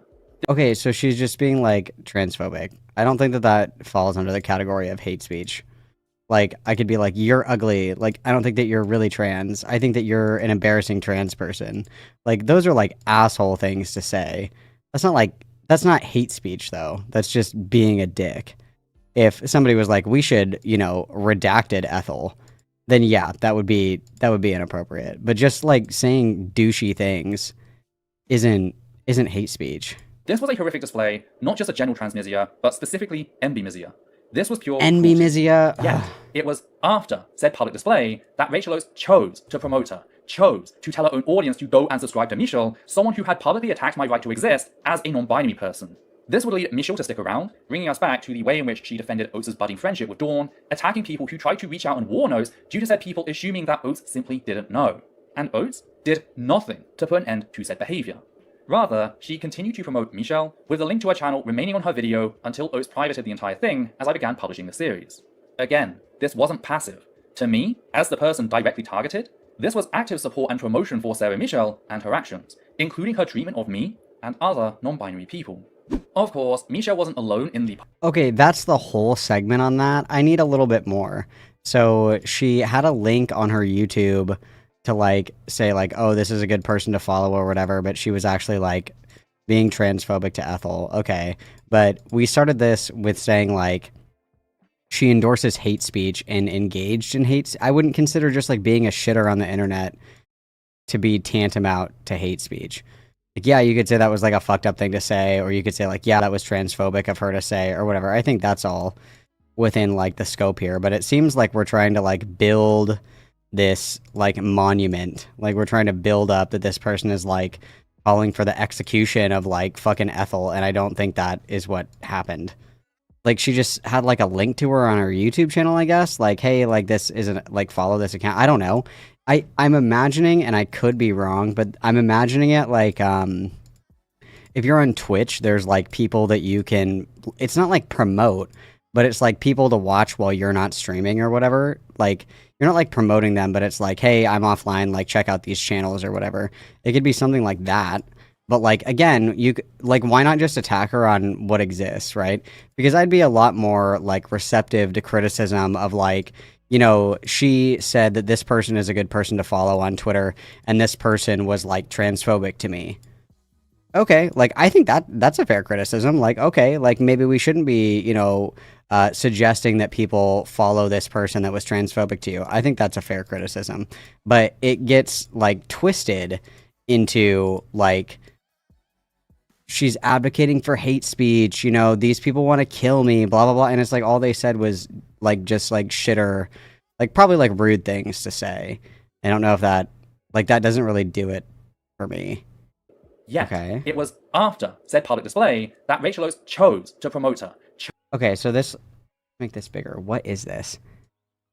Okay, so this is, it looks like it's in a description of her video. Cosmic Skeptic, Godless Engineer. You know what this looks like, you guys? This looks like, I want context for this. Because this looks like, if you, so like when you do, if you are familiar at all with YouTube, what you can do is like, you have upload defaults. So every time that I upload a video, it has like all of the same tags in it. And then I can add tags or take it away. Or like if you have an editor, like every time that you upload a video, it'll say like edited by or whatever. And you can customize that. So like for a long time, Rowan was editing all of my videos. So the default upload would say like edited by Rowan or whatever the fuck, and then it would have his @ It looks like back when they did like their secular shit or something, that was just a default that didn't get changed. That's what that looks like to me. And I could be wrong because it looks like this is in a video description. And so either they collaborated on something and she's crediting her in the collaboration, right? Like if, you know, I do a video with somebody, I used to do videos with Alexander Jasper J. If we did videos together, I would like credit him, you know, like at Alexander or whatever the fuck. Or it's like an upload default that didn't get changed. That's what it looks like to me. And I could be wrong, but I need more context because this is a list of 1, 2, 3, 4, 5, 6, 7, 8, 9, 10, 11, 12, 13, 14, 15, 16, and then this link down here. So it looks like they're either crediting people that help them with the video or it's just like a default. Okay. Chose to tell her own audience to go and subscribe to Michelle, someone who had publicly attacked. I want examples of go and subscribe because that doesn't show that. That just shows a, like, this is just a list. Wait, hang on. Will this go back? This was pure cruelty. Yet, it was after Okay, said so we public saw this display part. that Okay. Rachel Oates chose to promote. Okay, so I need to know what this is, what this list is. Because this could just be they collaborated or whatever. Like, this does not show that this is like, go subscribe. Her chose to tell her own audience to go and subscribe to Michelle, someone who had publicly attacked my right to examples of exist that. as a non-binary person. Because that This doesn't will show lead Michelle that. to stick around. I'm not saying being friendly with these people. I'm just going to be concerned. Okay, but we're highlighting this. Okay. Bringing us back to the way in which she defended Oates' budding friendship with Dawn, attacking people who tried to reach out and warn Oates due to said people assuming that Oates simply didn't know. And Oates did nothing to put an end to said behavior. Rather, she continued to promote Michelle, with a link to her channel remaining on her video until Oates privated the entire thing, as I Okay, so if it was a link on her video, it sounds like they collaborated to me. That's what it sounds like. And it's no one's fault for being not clear here other than Ethel's. Because if that's not the case, then you need to demonstrate that. Because in listening to this, what I hear is that they collaborated on a video and she's like crediting her for the collaboration. That is how I'm reading it. began publishing the series. Again, this wasn't passive. To me, as the person directly targeted, this was active support and promotion for Sarah Michelle and her actions, including her treatment of me and other non-binary people. Of course, Michelle wasn't alone in the post in which she attacked my very right to exist. She was doing so with the support of Noel Plum, the person who appeared in Woodford's corrected video as his bargain bin replacement for Joe Rogan. As well as partaking in the Emmy Mizia previously discussed, Plum also attempted to argue that I, as a non-binary person, do not face systemic discrimination or anti-trans violence, stating that, quote, when Pethel walks out the front door, no worries about being assaulted, end quote. This is a Okay, a shitty statement. Okay, whatever. Like, again, I would be so much more charitable to all of this if it was just like, these people were being like kind of shitty and transphobic to me. And I think it's fucked up that they like said that they, you know, supported trans people or whatever, but these are the kinds of people that they fuck with. But that's not how it's presented. It's presented like the fucking, like this is ISIS, like coming to fucking get her. A display of pure incredulity. Just because Plum is ignorant of the struggles of non-binary people, he presents that ignorance as evidence that such violence doesn't take place. Plum's words remind me of when people say that bisexual folk, being half straight, must face less violence than gay people. Okay, this is just a fundamental error in thinking and application. Because this is somewhat true. And before everybody gets their fucking cancel cannons out, let me elaborate, okay? Before everybody gets super triggered, okay? If you're bisexual and you're a woman and you're dating a man, you're not going to get like punched in the face for being lesbians holding hands in public, okay? There is like a certain modicum of privilege that comes with presenting a certain way in society where people aren't aware of like your marginalized status. And you can say the same thing for like white passing people of color. You know, this is another like criticism within colorism and shit like that.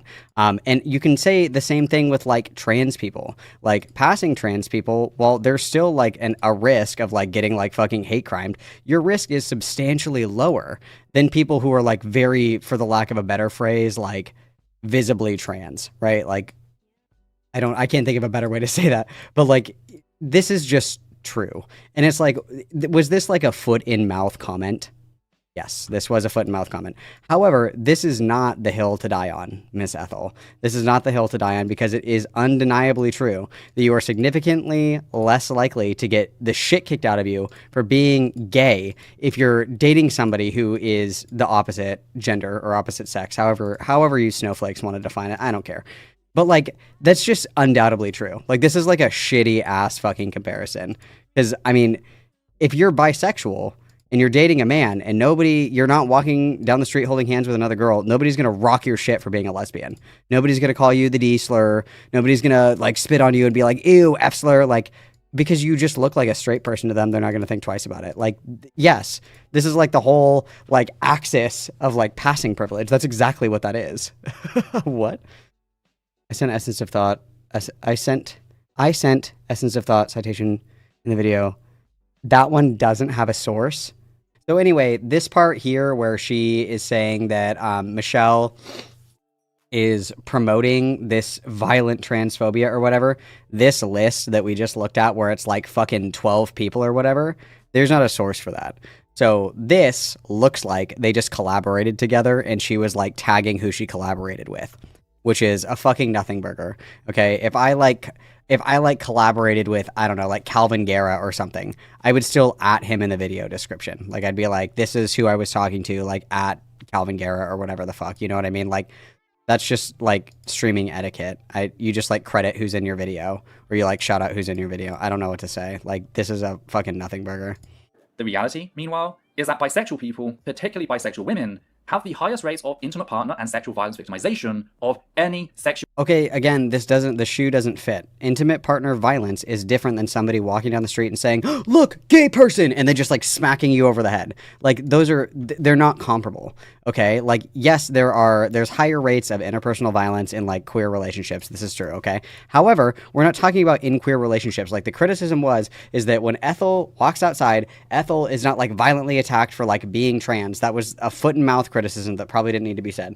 But the comparison is like if you're walking down the street as a bisexual woman and you're holding hands with your boyfriend, nobody's gonna jump you for being like a lesbian, and nobody's gonna call you like the D slur. Nobody's gonna call you like the F slur or whatever. Like that's not gonna happen. That's like. Oh my god. I thought that she did debates and shit. I thought that, oh my god, I thought this would be like an easy 1, 2, 3, but I guess not. We got lost already, damn. Sexuality. Our experience as bisexual people is not merely of course watered she's down bisexual too. It is a very specific, very unique form of violence. The same is also true with regards to being non-binary. To give one example I talked about on the channel before, I've had guards with assault rifles yell at me because I'm non-binary and try to appear androgynous. Every fucking subway, mall, and cinema in India has security similar to that found in airports in the West. You literally put any bags you have through an x-ray machine before stepping through a metal detector, and sadly, those lines are gendered, and there is no line for non-binary people. Now, I prefer to use the women's line, but don't have a... Okay, stop equating non-binary to androgyny. This is like, it's like the fucking Ouroboros, when you accidentally start eating yourself. Like, you're equating non-binary to being androgynous. They're not one and the same. They're not mutually exclusive. You can be like gender conforming and non-binary. Like, I thought how you looked didn't determine your gender identity. Are we abandoning that now? Are we jumping ship? Now it's like if you look androgynous, you're non-binary. Like, did she edit this video herself? Did she edit this video herself, dude? Are you fucking kidding me? This is holy shit. And for what? 1.8k views from 3 days ago. Just getting absolutely fucking bodied. Oh my god. Trans certificate because I haven't legally changed the gender marker on my UK passport, which would allow me to apply for one. Why? Because I don't know how doing so would impact both my marriage to Adita and subsequent spousal visa, since India does not recognize same-gender marriages. So, if I change my gender marker to one I'm more comfortable with, I risk being separated from the woman I love. So really, I have no choice but to use a male line every fucking time. Yet, due to my androgynous appearance and due to being a white foreigner, some men staffing the men's queue think I'm a foreign woman who simply doesn't realize that I should be in the women's line. Now, far from being flattering, it is fucking terrifying when a Okay, then just go into the women's line? I don't know why we're getting sunlocked on this. security guard with a rifle slung on his back starts barking orders at you in Hindi, leading you to freeze, fully aware as his equally armed friend is taking an interest in you from behind the bomb screen. This shit got so bad that I stopped traveling via the metro in 2018, only booking taxis, which cost at least 10 times as much, limiting Sounds how like much you shouldn't I, as a live in non-binary India, person, then. could afford to go out. As discussed in the previous video, we lived in a really shitty area from 2017 to 2019, meaning I didn't feel safe walking around where we lived, so I was effectively trapped inside my own home, not coming down for weeks at a time. What does this have to do with Rachel All because Oates? I couldn't fucking deal with the fear every time I wanted to use public transport. If I was a passing trans woman, I could just use the women's queue, but I'm not, meaning I face a It sounds like you got in trouble for using the men's queue because they thought that you were a woman. So just use the very specific form of systemic violence in day-to-day life. So please, do tell me, ignorant cis man on the internet, how I don't have any worries about being assaulted. Another form of violence I suffered, specifically because I'm a non-binary person, is sexual violence. When visiting Calcutta in February of 2021... do we have to do this fucking trauma porn? Do we have to do this? Can't we just, like, make the point without stunt locking about... Due to Adita's father falling ill, we decided to meet up with several of her friends between being at the hospital. Now, I made it clear that I didn't want to be in any photos, so you can imagine my surprise when I caught one of her friends trying to sneak a photo of me quite literally under the table. I called the guy out, Adita explained how dysphoria impacts my desire to be on camera, and things settled down. I then went to the toilet just before we all left the bar. Once outside, the group wanted a photo, and as the person who didn't want to be in any, I offered to take it. So I took the photo and handed the group the phone, with all of them huddling together to take a look. All, except the guy who had attempted to sneak a photo. He sexually assaulted me then and there, in the middle of the street. My first reaction was to pivot, turning 90 degrees, using my shoulder to shield myself, but he quickly repositioned himself and grabbed me, refusing to let go this time. I had to pull away with such fucking force that I skidded back, almost falling back and cracking my head open on the concrete. It was at this point that one of the others in the group realized something had happened and stepped in, leading the guy to back away. I was in shock at the speed of what had just been done to me, not to mention how brazen it was. I spent the rest of the journey home, keeping someone between me and him at all times, not knowing the group's dynamic or whether they formed rank around him if I called it out then and there, a fear I have thanks to what was done to me in 2019. I only told Adita and the friend who had intervened when we split away from the And now we told the at whole which point fucking they read a YouTube line channel about for they both what? needed to go get menstrual products, so the rest of the group could go ahead and we separated and went our different ways. It was then that Adita let me know that, when I left to go to the toilet, he had begun asking questions about which bathroom I used, seemingly profiling me. Thankfully, Adita had the foresight. Profiling, I think the word that you are looking for is clocking. It's not like you were, like, fucking racially profiled at the airport. You were clocked. There's a word for that. Not to tell him, as he might have been able to assault me in a less public area.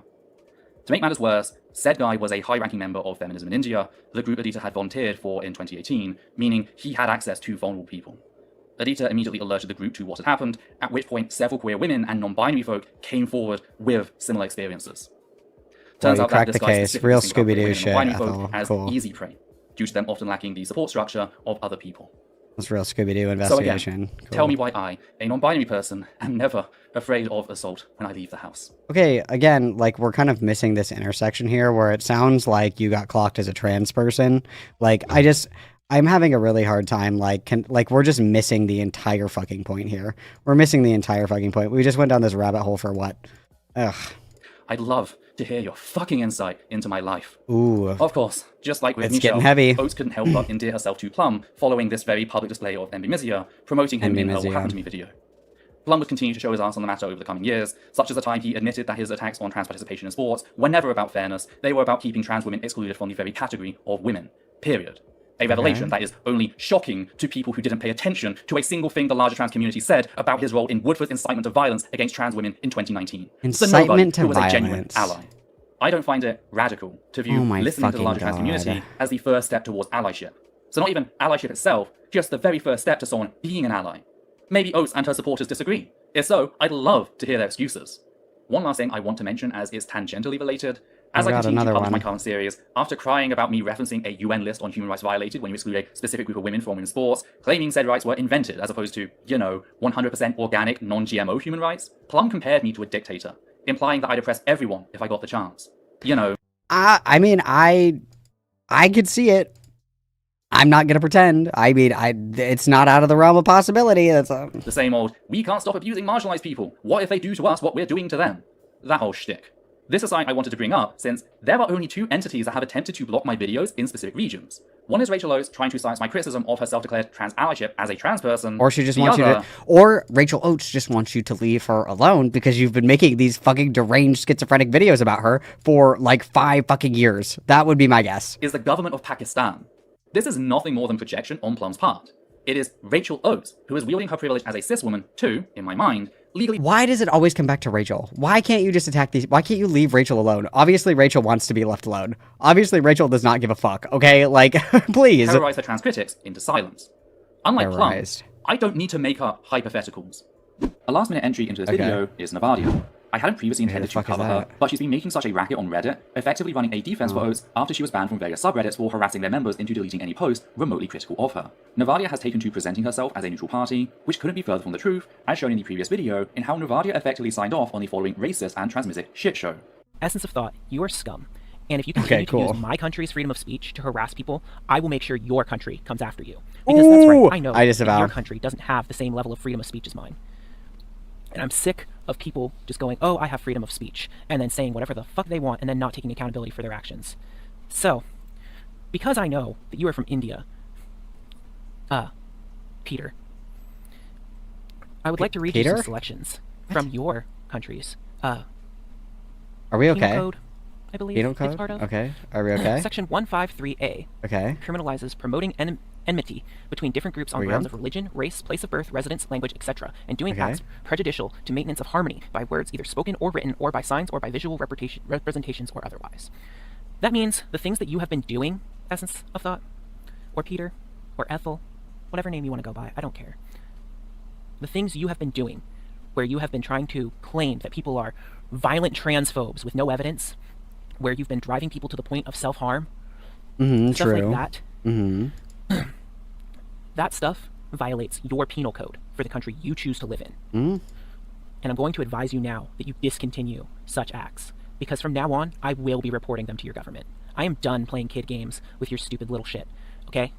You choose to live in India, so you don't get to choose my country's freedom of speech rights, because you choose to live in a country that doesn't have those rights. Okay? Another thing, deliberate and malicious acts intended to outrage religious feelings of any class, or the deliberate intention of wounding the religious feelings of another person, stuff like that. That's all stuff that's in your country's laws.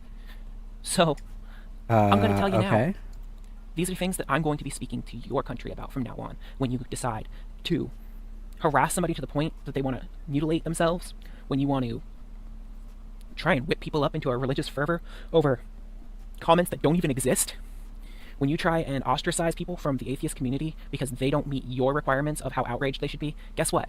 I'm now at your level of outrage over you, because you have caused so much shit. I'm done. See the previous video for a detailed breakdown of everything that is wrong here. Though, returning to Nadia... Okay, why do I have to go to another video? This video is already 2 fucking hours long. Just throw it in there. What? I have to go and do my own homework? Hello? Yeah, she was not only in the comments cheering on police violence called for by a white person who clearly thought I was Indian, she actually went out of her way to suggest that they... Bitch, oh my fucking god, nobody thinks that you're Indian. What? Are you kidding me? What? ...work together in targeting my Patreon. This was an explicit appeal to cut off my primary source of income as a trans person, and the post was rightly pulled out from the video in the mainline series, which went out on the 16th of December, 2023. And yet, rather than distancing herself from said calls to violence, Rachel Oates has continued to be open friends with and even promote Nadia, thanking her for a piece of jewelry. Okay, what is this? Let's read this. What does this say? Okay, we're discussing a video. Okay, so this is from TikTok bully knows nothing. And then it says, my beautiful necklace in this video is made by my friend Nadia, and then their YouTube channel. So it's literally like I'm advertising the jewelry that was made. You're literally just like shouting out the creator that made jewelry for you. Also, like, here's a really crazy thought again, is like, it seems to me like everybody is just over it and everybody wants Essence of Thought to like leave them alone. I think that if there is, you know, this threat of copyright, getting the channel taken down, if there's all of this shit, maybe just like find something else to talk about. Like, this beef is 5 years old, you guys. 2019. Like, please. And here's the other thing too, is like, if there are updates or like, you know, fun, new, exciting happenings, like, I think that's one thing, you know, where if it was like Rachel Oates said this crazy fucking transphobic thing on Maine, oh my god, let's talk about it. Okay, sure. But this is like dead in the water. Like, everybody is just pretending Ethel isn't in the room. Like, everybody's just pretending she isn't there. She's essentially talking to herself at this point. Nobody wants to fuck with her. Nobody cares anymore. Everybody has like moved on to bigger and better things. And yet here she is just like screaming at the wall. If there's like new like cinematic updates in universe, okay, sure. But like, nothing new has happened. We're relitigating shit from like 2019 for no fucking reason. I just don't understand it at all. All right, fuck me. She wore in a video published on the 2nd of March, 2024, more than 2 months after the previous video went out, detailing what I've just shown you.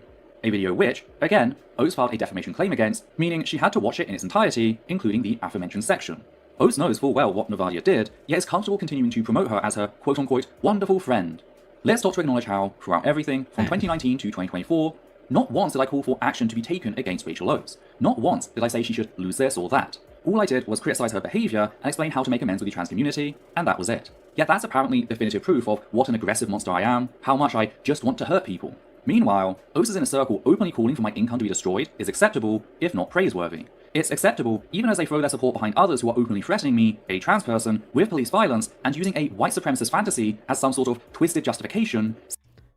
A white supremacist fantasy? Really? Really? How many buzzwords can we fit into one fucking sentence? Like, does anybody actually gobble this shit up? Like, does this slap for some people? Like, is anyone actually compelled by this? Like, this is so fucking cringe. This is so fucking cringe. Mind you, Essence of Thought didn't have any problem calling a wellness check, like calling the cops on fucking, on Rachel Oates. She had no problem doing that. That wasn't an issue at all. We're fine using the long dick of the law if it, you know, behooves us, if it benefits us, if it makes us look good. But God forbid, you know, God forbid anybody in the opposite direction even considers thinking about calling the police for anything. You are engaged in white supremacist violence against a white woman living in India, a white trans non-binary woman living in India, and you are threatening her income and you basically want her to die. It's like, oh my god, bro. Can we change the station? Like, wah, wah, wah, wah, wah. Crazy, dude. Seemingly giddy at the prospect. All of this was simply because I criticized a self-declared ally, yet that doesn't reflect on them? How much more of a double standard could you get? Well, I'll tell you. Even though Oates' supporters have had nothing to say about her inner circle openly attacking my income, several of them have condemned me because they see my criticisms as an implicit attack on her income. Of course, Oates' criticisms of me are never held to that same standard. Though this isn't all that surprising considering Oates' continued support for Telltale Atheist after he tried to have the secular community blacklist me for criticizing Woodford. Telltale Atheist first appeared on my radar when he publicly attacked a member of the secular community for including me on their personal list of creators they looked up. When is this? Let's look at the date on this. How old do you guys think this tweet is? This is May 1st. What does that say? 2019? Oh my god! Did she just have these saved? 2018, 2019? Oh my god. Up to, with Telltale asserting that I'd attempted to start shit at the Faithless Forum, a secular conference Telltale was an official organizer for, and Oates, Westbrook, and Woodford all attended. When pressed on what I'd apparently done, Telltale began comparing my actions to the burning down of religious halls, asserting that video footage of the incident would be released any minute. Of course, no such footage ever came out because, spoiler, I wasn't even at the Faithless Forum. The most I said regarding said conference was me asking people to keep an ear out for anyone claiming I targeted Woodford and politely correct them on the facts that, no, he'd come into my backyard and attacked my rights. If this still sounds like starting shit to you, keep in mind that it's impossible to correct someone on something they never said. I would say, okay, I'm going to take a hot take right now, okay? Let's pretend for a second that there was like let's say that there's like I don't fucking know, let's say there's like a poppy conference, okay? Let's pretend for a second there's a poppy conference, and I can't go to the poppy conference, okay? I'm a slave to capitalism, I can't make it, I'm super busy or something, okay? And I tell you guys, I'm like, hey, while all you guys are at the poppy conference, make sure to keep your ears open. And if you hear anybody talking shit about me, you make sure that you correct them. That sounds like starting shit to me. That sounds like starting shit to me. I'm sorry. That sounds like starting shit. That sounds like stirring the pot. Okay, like, maybe that's a me thing. You guys correct me if you feel differently. I would 100% consider that starting shit. I would say, yes, I am stirring shit. Yes, I am. Because I'm a messy bitch who lives for drama, and I want to know if you guys are talking shit about me, and I want you to start a fight. I want content to flow. The things that I do for you guys, absolutely that's starting shit. What? Meaning that Woodford supporters would have to instigate any conflict by definition. This also occurred during the period in which Woodford was still pretending like he was going to fix things, the month I went completely hands-off, meaning his supporters were under no pressure to discuss the issue then and there, never mind misrepresent it. That was it. Politely correct anyone trying to paint me as this hyper-aggressive trans femme. This is what Telltale compared to burning down a religious hall. Again, Telltale wasn't some small person, he was an official organizer for the event. So did I ever receive an apology from him or the Faithless Forum regarding his defamation? Of course not. Telltale even stated very publicly that he was only walking back on what he'd accused me of, not because he'd fucking lied, but to change the conversation. Now, I bring this up because it perfectly illustrated Rachel Oates' hypocrisy. She demonized members of a private transcentric mental health support group, going so far as to publish identifying information of one of its members, simply because the group compiled lists of people known to be safe for trans people versus those who weren't. It should also be noted that these lists were only made for personal use by the group's couple dozen members. Despite this, Oates declared said private list to be blacklist, intended to ostracize people, when no, they were security tools designed to ensure that trans people weren't caught out in the open. Just use Shigami eyes. Like, fucking, are you guys... I know this isn't like 2019 or whatever, you guys. This was a long-ass time ago. Even in 2019, it is, I would consider, truthfully, if you're, like, talking shit in a private group chat, chances are, at some point, somebody's gonna leak that shit. Okay, if you're, like, sitting there talking shit behind closed doors and somebody opens the door and you're like, oh, murder! They're trying to dox and kill me! It's like you were talking shit in a private Discord or in a private group. It was like a group chat on Facebook, I think, or whatever. And it's like, do you honestly, everybody who was like, oh, like these people were talking, they're murderers. They're murderers, you guys. No, she didn't dox fucking anybody. They leaked screenshots of a fucking private group chat where they were all talking shit about everybody else. I wouldn't consider that doxing. Someone who turned out to be a bigot. Was it doxing when President Sunday leaked those DMs that from the group chat that Brianna Wu was in? No, that was not doxing. It was literally like a private group chat and somebody just took screenshots and posted it somewhere else. Like, many of the trans people who had initially begged me to respond to Woodford had been former fans of his. Hell, a number of them had even donated to his card game Kickstarter, only to be stabbed in the back. Not the Kickstarter, and yet, bro. In spite of demonizing trans people for taking measures to protect themselves, claiming it was wrong for said people to do so, crying about blacklisting, Rachel Oates said absolutely nothing as Telltale atheists lied about me, painting me as a monster because I was a trans person standing up for my rights. Telltale or it was because you were shit stirring behind the scenes. That's what I would imagine. They were talking shit. That's probably why they were mad. Probably because you were stirring shit behind the scenes. Personally confronted an audience member for including me in their personal suggestions for creators they looked up to. You know, actual attempts to ostracize me because I'm trans. Okay, what? For creators they looked up to. Okay, what is this? Telltale personally confronted for including me in their personal suggestions for. Okay. Where's the confrontation? Because this is just a screenshot of this. Essence of Tweet. Check out their Twitter. Check out their YouTube channels. They're great. They really help me. Like, where's the evil confrontation? For creators they looked up to. You know, actual attempts to ostracize me because I'm trans.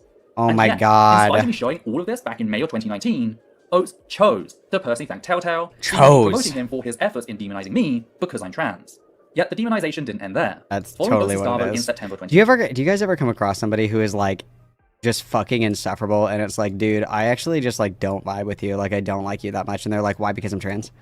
And it's like, no, it's actually because like, I just Your personality sucks. I don't want to talk to you.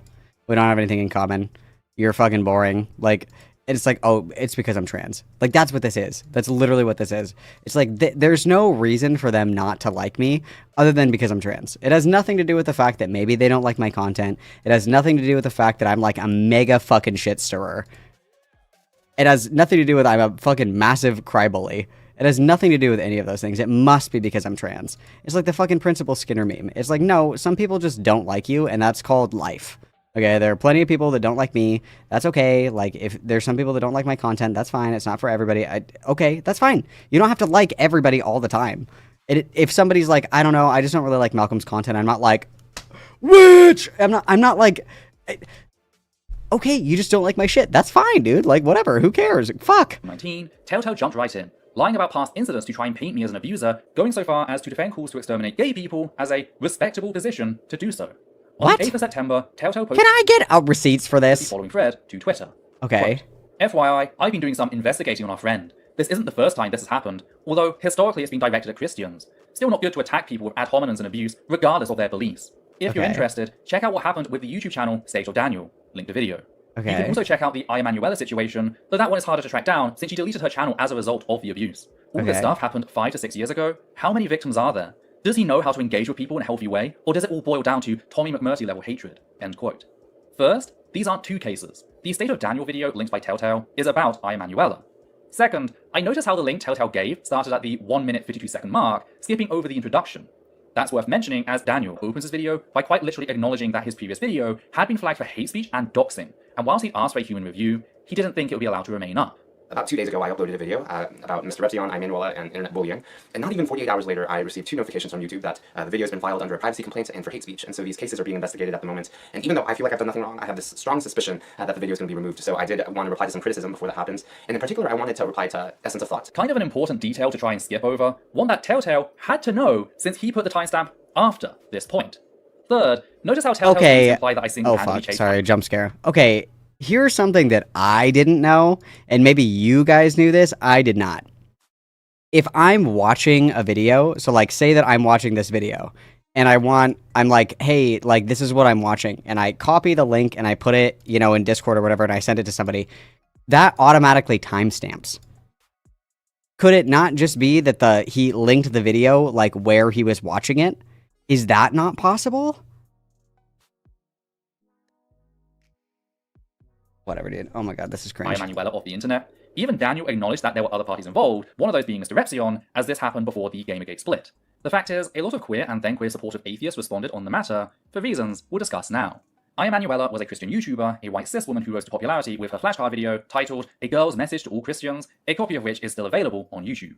She relied on presenting herself as a very soft and open woman, one who was perfectly fine getting along with people of all sorts. Look, Okay. she even quoted Gandhi in her flashcard video. Isn't that nice? Yes, One thing she it couldn't is. accept, though, were the queers, especially Oh. their criticism of Christians who compared relationships between two consenting adults to animal rape. That just wouldn't do. So there she okay. was, ready to give us a real talk on homosexuality. Okay. Here is but a small taste of what followed. But the truth is, the LGBT community knows nothing about what real Christians believe. So let's get biblical. Leviticus 18 verse 22. You shall not lie with a male as with a woman. It is an abomination. Leviticus 20 verse 13. If a man lies with a male as with a woman, both of them have committed an abomination. I was feeling what Jesus feels towards people who are struggling with this. It was pure, unutterable love and concern. Not the love that pats on the back and says it's all good. It was the love that seeks to reform. I believe that homosexuality as a practice is a blatant attack on the character of God. 2 things were instituted at creation. The Sabbath and the holy union of marriage between a man and a woman. Many people struggle with anger issues since childhood. Does that justify them walking to a school one day and shooting 20 kids? Desire does not excuse behavior. Many people struggle with a desire to touch people. Does that justify molestation?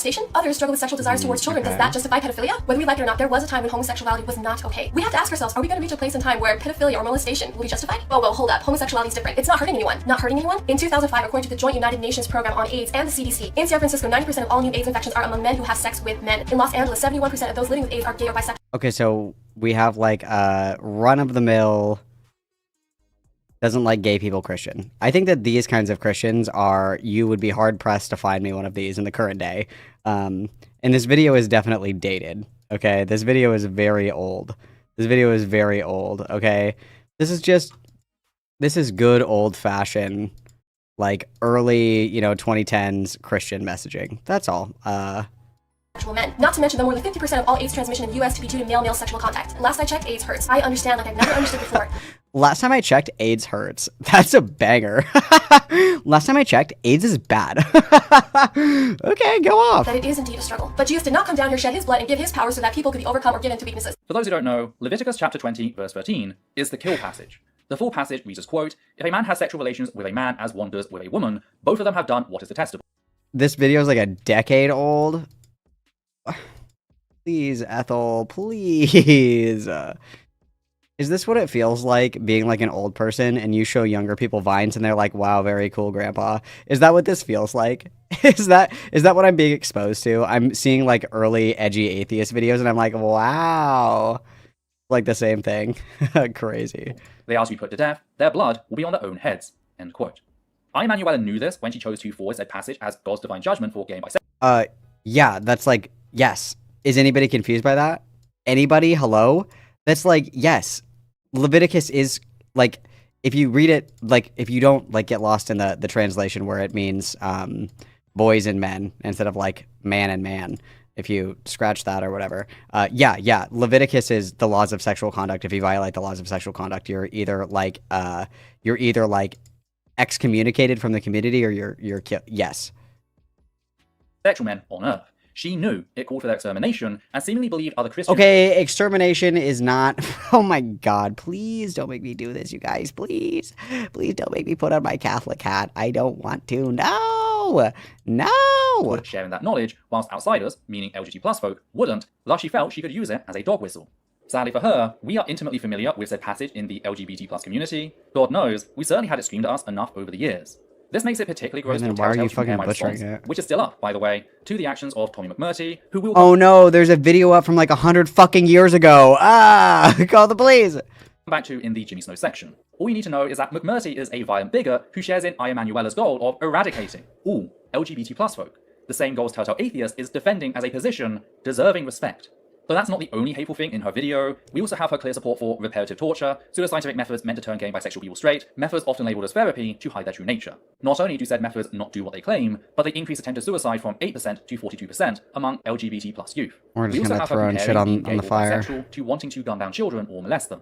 For full context, Emanuela's video came out a week after a school shooting, and this was back before tragedy fatigue had set in surrounding said shootings. This was a very high-strung topic, and she exploited the pain surrounding that in order to demonize gay and bisexual people. Then we have her argument that HIV is a gay disease caused by same-gender intercourse. It's not. There's nothing that makes same-gender intercourse more inherently dangerous. But when you refuse to teach inclusive sex education, make the physical tools for safe sex impossible to access, and create a culture that destabilizes all same-gender relationships by targeting them with abuse, leading to an increase in risk-taking behavior like unprotected sex and drug use, this is the result. The AIDS crisis was a manufactured crisis inflicted upon the LGBT plus community. I think she's just taking this opportunity to talk. I think she just really enjoys the sound of her own voice. Like, can we get... What does this have to do with Rachel Oates again?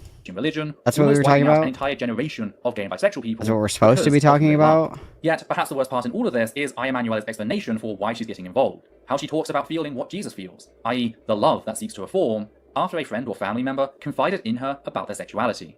Emanuela's immediate response to that was to try and destroy them, whilst publicly glorifying said behavior as an act of love. Two of the things Emanuela forwards here, both kill and convert, are aspects of genocide. Suffice to say, 19-year-old me was not happy. I actually came out on my holiday to record an unscripted response, since I didn't think it could wait. And yeah, I swore a few times in the video, mostly whilst yelling, "Learn what consent is." I told the person who wished me dead whilst pretending to be a kind and loving person to fuck off. I guess you can say I have a real problem with that sort of emotional manipulation. Though I wasn't alone in responding. Various other secularists and LGBT plus activists spoke up, effectively tearing away the mask Emanuela had used to gain prominence. Unable to get that back, she left YouTube shortly after. Meanwhile, there was a back and forth between the secular and religious communities over what happened, with the conservative Christians, like Daniel, framing her as some sort of martyr. Over time, however, most people forgot, which is where Telltale's accusations come in. All of this information had been clearly laid out by me in my video, meaning that not only did Telltale try and skip over the fact that his only source had been a video by someone whose other video on the topic was taken down for anti-gay hate speech, but he was, in fact, presenting Emanuela's pro-genocidal arguments as like deserving of respect by LGBT plus people, including myself. This is from forever ago, dude.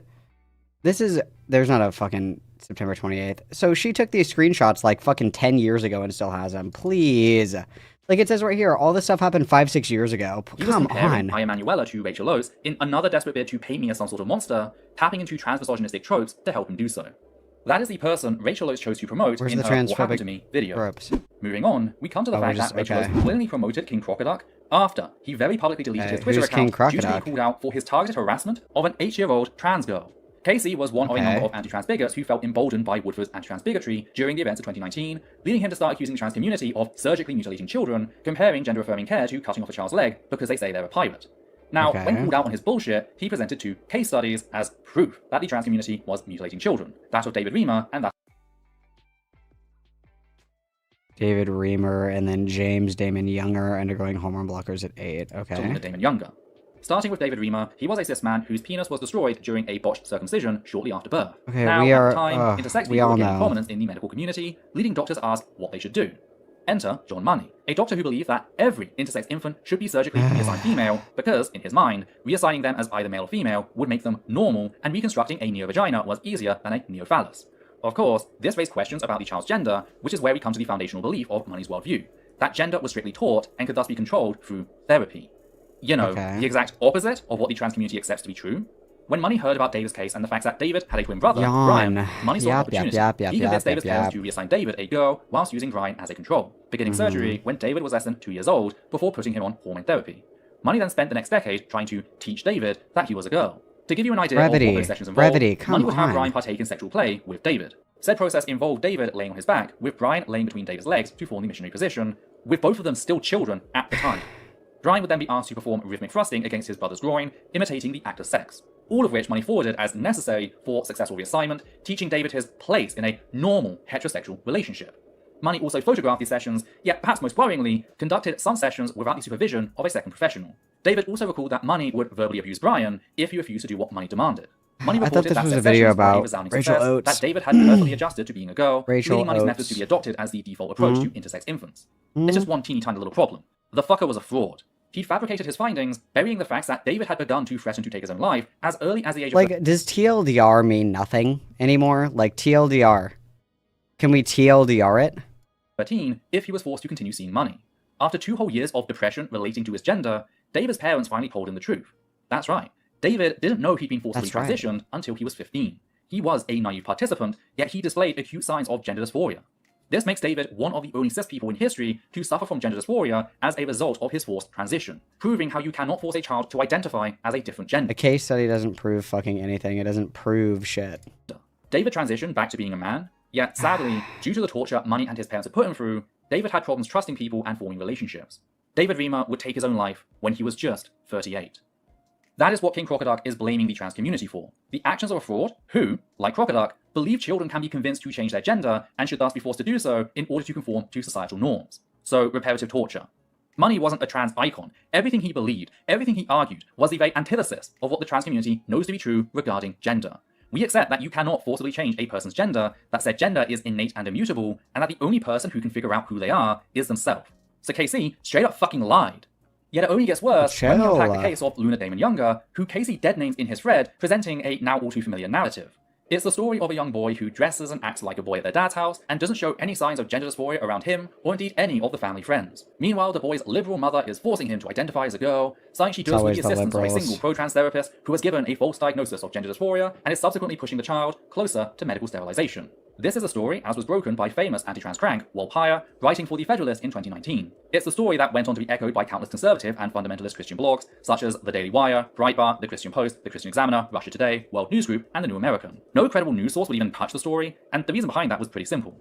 The original Federalist article, upon which all subsequent articles were based, relied solely on the unverified assertions of the child's father, Jeff Younger.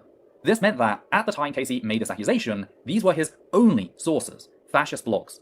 Thankfully for me, Mr. Younger had published court proceedings, clearly believing that doing so would make him appear reliable, and that nobody would bother to check them. Only problem is, I'm a sucker for punishment. I went through said court documents, providing evidence of how Mr. Younger had lied at every opportunity. Firstly, his mother, Dr. Ann Georgelas, the pediatric doctor herself, had not merely taken Luna to see a single therapist, as he asserted. Dr. Georgelas had initially taken Luna to see an unnamed child psychiatrist who worked at the same clinic she did, with said child psychiatrist reaching the conclusion that Luna was trans after prolonged assessment. However, at Mr. Younger's request, Dr. Georgelas sought out the opinion of a third child specialist, this time someone she didn't know, by the name of Dr. Jennifer Pape. It's worth noting the fact that Dr. Georgelas had full medical custody of Luna at this point, and was thus under no obligation to do so. She just wanted to keep Mr. Younger happy to try and keep him involved in his daughter's life. And it seems that Mr. Younger was ecstatic about the change. Not only was this a second opinion by an independent professional in child psychology, but she was married to a Christian pastor as well. Things really couldn't have been any more perfect for Mr. Younger. Or at least, that's how we perceive things, before Dr. Pape reached the very same conclusion as Luna's previous psychiatrist, leading Dr. Pape to refer Luna to Dallas Children's Medical Center's Genesis Clinic. Said clinic was her brother, Jude, we're afraid still of him. talking about In one fucking- incident, Mr. Younger assaulted Luna, shaving off her hair to understand come his on. hair. Jackson also things off girls' club to Georgia was grooming for his assertion that Casey closed down his Twitter account had been nothing more than pure projection on his part. That was Casey's source for his assertions, an abusive father who had been caught out lying at every turn. And it was as I began to share evidence of this that Casey closed down his Twitter account, taking to the YouTube community tab to act like he was doing some noble thing. This was Good news, fam. After deciding that I've had enough, I've deactivated my Twitter account. I've never used a social media account that was cesspit, in which it's nearly impossible and countless hours wasted. I'll be exploring options with regard to my social media presence. I might go so far as to try mines again. I'll keep you posted. In the meantime, with all this time wasting potential gone, another obstacle to video production has been eliminated. If you'd like to contact me prior to setting up a new social media platform, my email is Crocoduck. I can't guarantee that I'll be able to reply to everyone, but feel free to try me anyway. Cheers. So Ethel is taking the very stunning and brave position that she was the one that got this guy to take down his fucking like YouTube channel or whatever, when it probably had literally nothing to do with her. And again, okay, this guy said he said transphobic shit, and I will reiterate what I reiterated yesterday and will continue to reiterate until I die. Do not attribute to malice what can be explained away by ignorance. Okay, like, a lot of people just don't fucking know, okay? A lot of people truly just have no fucking idea. Is it annoying as shit when people will say, like, with their whole chest, like, da-da-da-da-da, and, like, obviously they're just full of shit? Yes, that's hella fucking annoying, okay? We all understand. But, again, let's be mindful that this was in, like, 2019, the trans discourse was hot, people were just saying shit, and, you know, an ounce of charity goes a long way with a lot of people, so, you know, I find it, like, incredibly hard to believe that, like, this guy still believes this. Maybe he does. I don't know. But let's not pretend that White Knight fucking Ethel was the one that got this guy to, like, nuke his entire fucking Twitter and, like, social media or whatever because she was just so facts and logic and just, like, fucking destroyed him in the marketplace of ideas. It's so boring. It's so boring. How long was this segment? Started at like 23 minutes. This was like a 10-minute fucking segment on David Reamer and the fucking Luna kid. Like, please, brevity is an art. It is an art that has been lost. We need to bring it back. It is so fucking annoying. If you want to make a fucking video about David Reamer, make a fucking video about David Reamer. Like, TLDR. There's a reason that all of your videos are like 2 fucking hours long, and I'm sure your average watch time for most of them is probably like 12 minutes. Because this is insufferable to listen to. Like, by the time that you get 2 minutes into it, I forget what we're fucking talking about. Hello? Oh my god. All very public, with me going on to make 2 videos regarding the 2 cases cited. At the same time, Woodford supporters, a group Oates was a part of, began pointing to this exact case as proof of just how unreasonable I was, how aggressive I'd been in fact-checking a supposedly rational adult who made it his goal to target and deadname an 8-year-old trans girl. So, considering all that, I find it pretty reasonable to conclude that Rachel Oates knew about the issue, at least to some degree.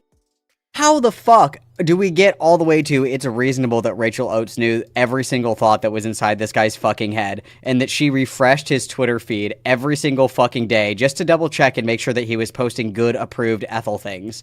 What? And yet, in spite of that, she still chose to promote him. Thank you. Oh my god, it's the same thing. Oh my god, dude. This is literally this is probably a pre-typed upload. They just didn't get updated, or she's crediting people that have, like, collaborated with her. And again, convenient, this is something that is not sourced in the fucking mega thread here. Publicly in her What Happened to Me video. Fuck. Sadly, the story of Mr. Younger didn't end in 2019.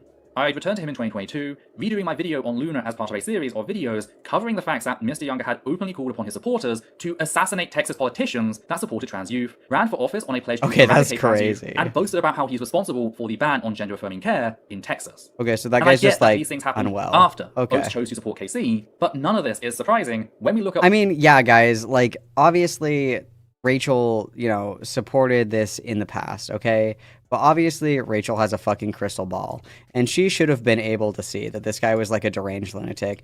This stupid cis bitch should have been very acutely aware that this guy was going to turn out to be like the fucking Unabomber, okay? How dare she not look into her crystal ball and determine that this guy was going to be fucking unhinged and schizo? Oh my god, Rachel, you violent transphobe. Why don't you just say you want all trans people to die already? We all know that you want to.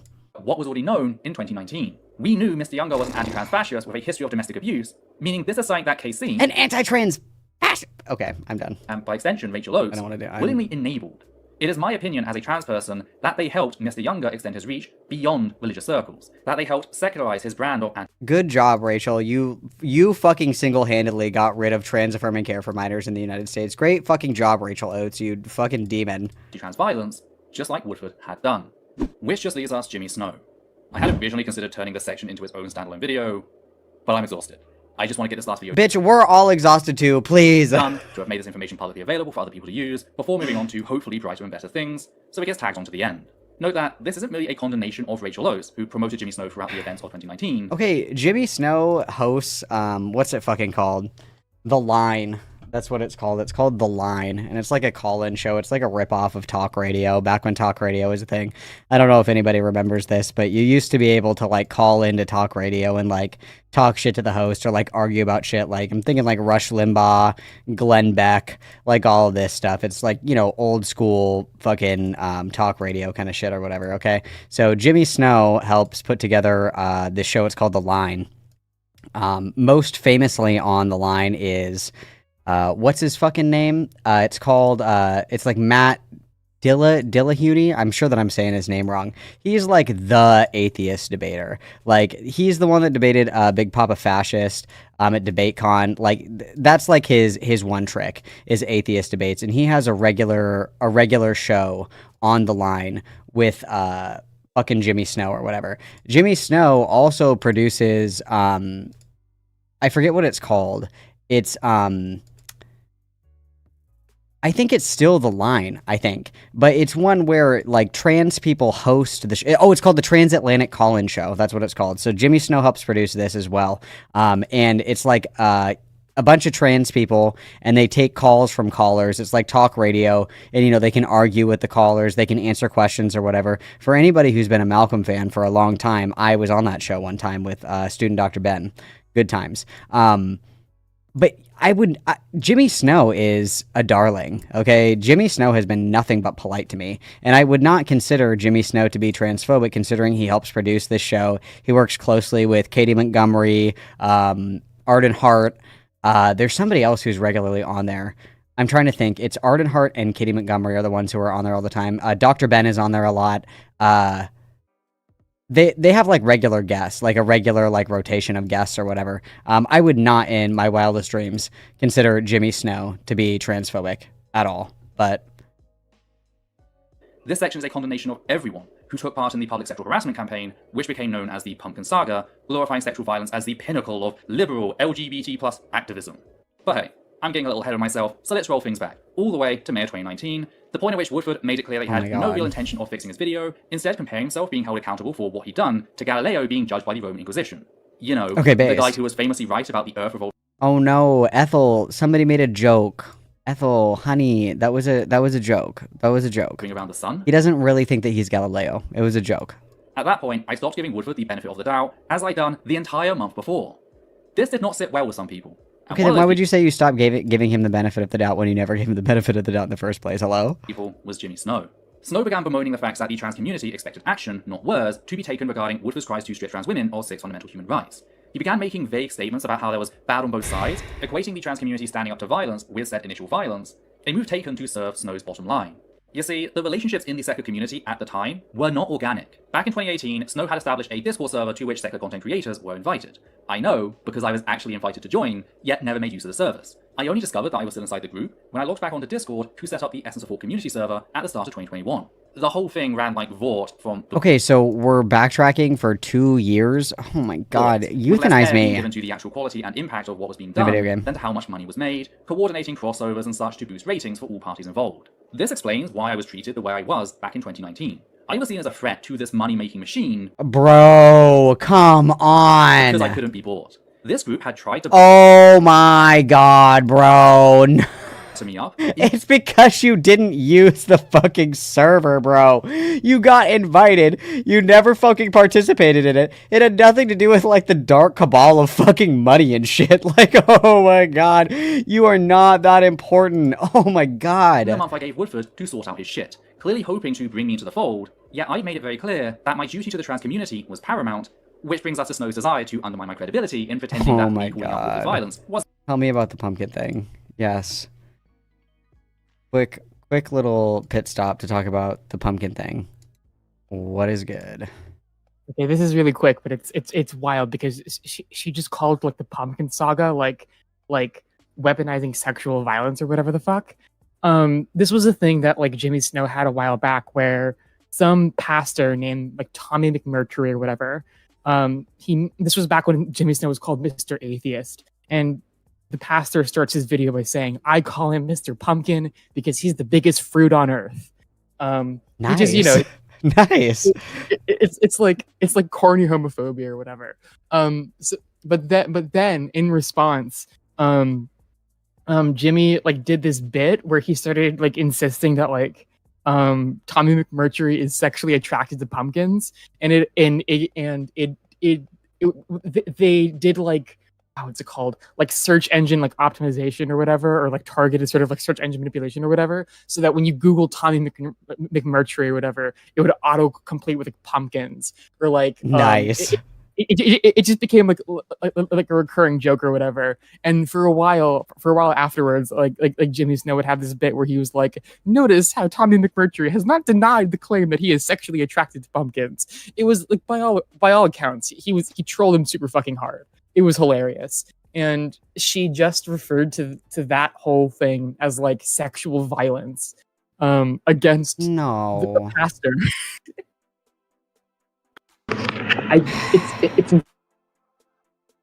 I hate this shit, dude. It's so fucking annoying.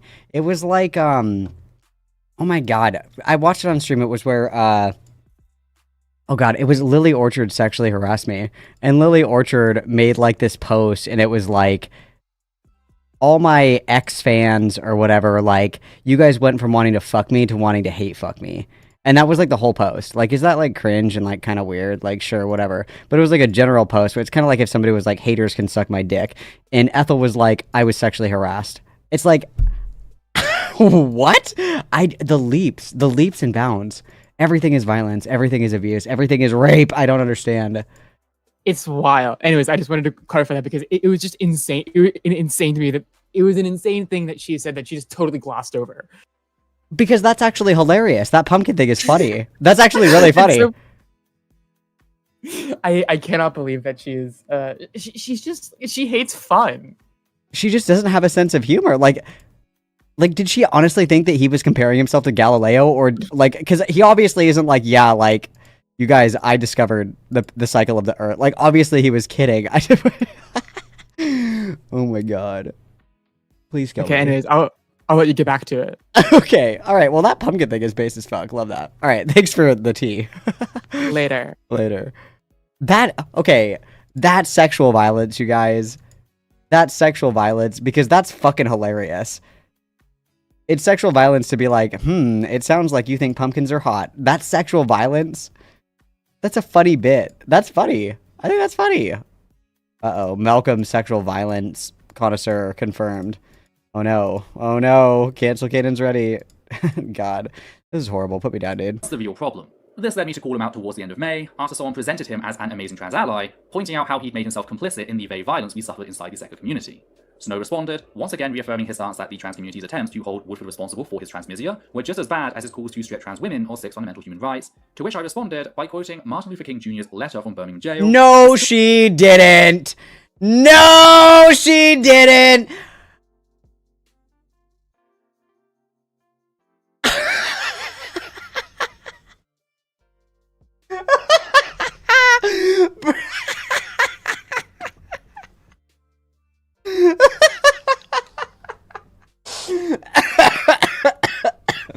Oh my god, no, dude. Oh no. She cited the letter from Birmingham jail. This is worse than when Keffels was like, whenever I think about getting swatted, I think about Elijah McClain.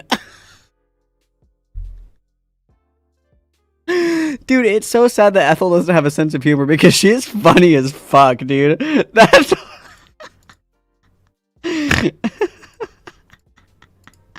I'm like almost in tears.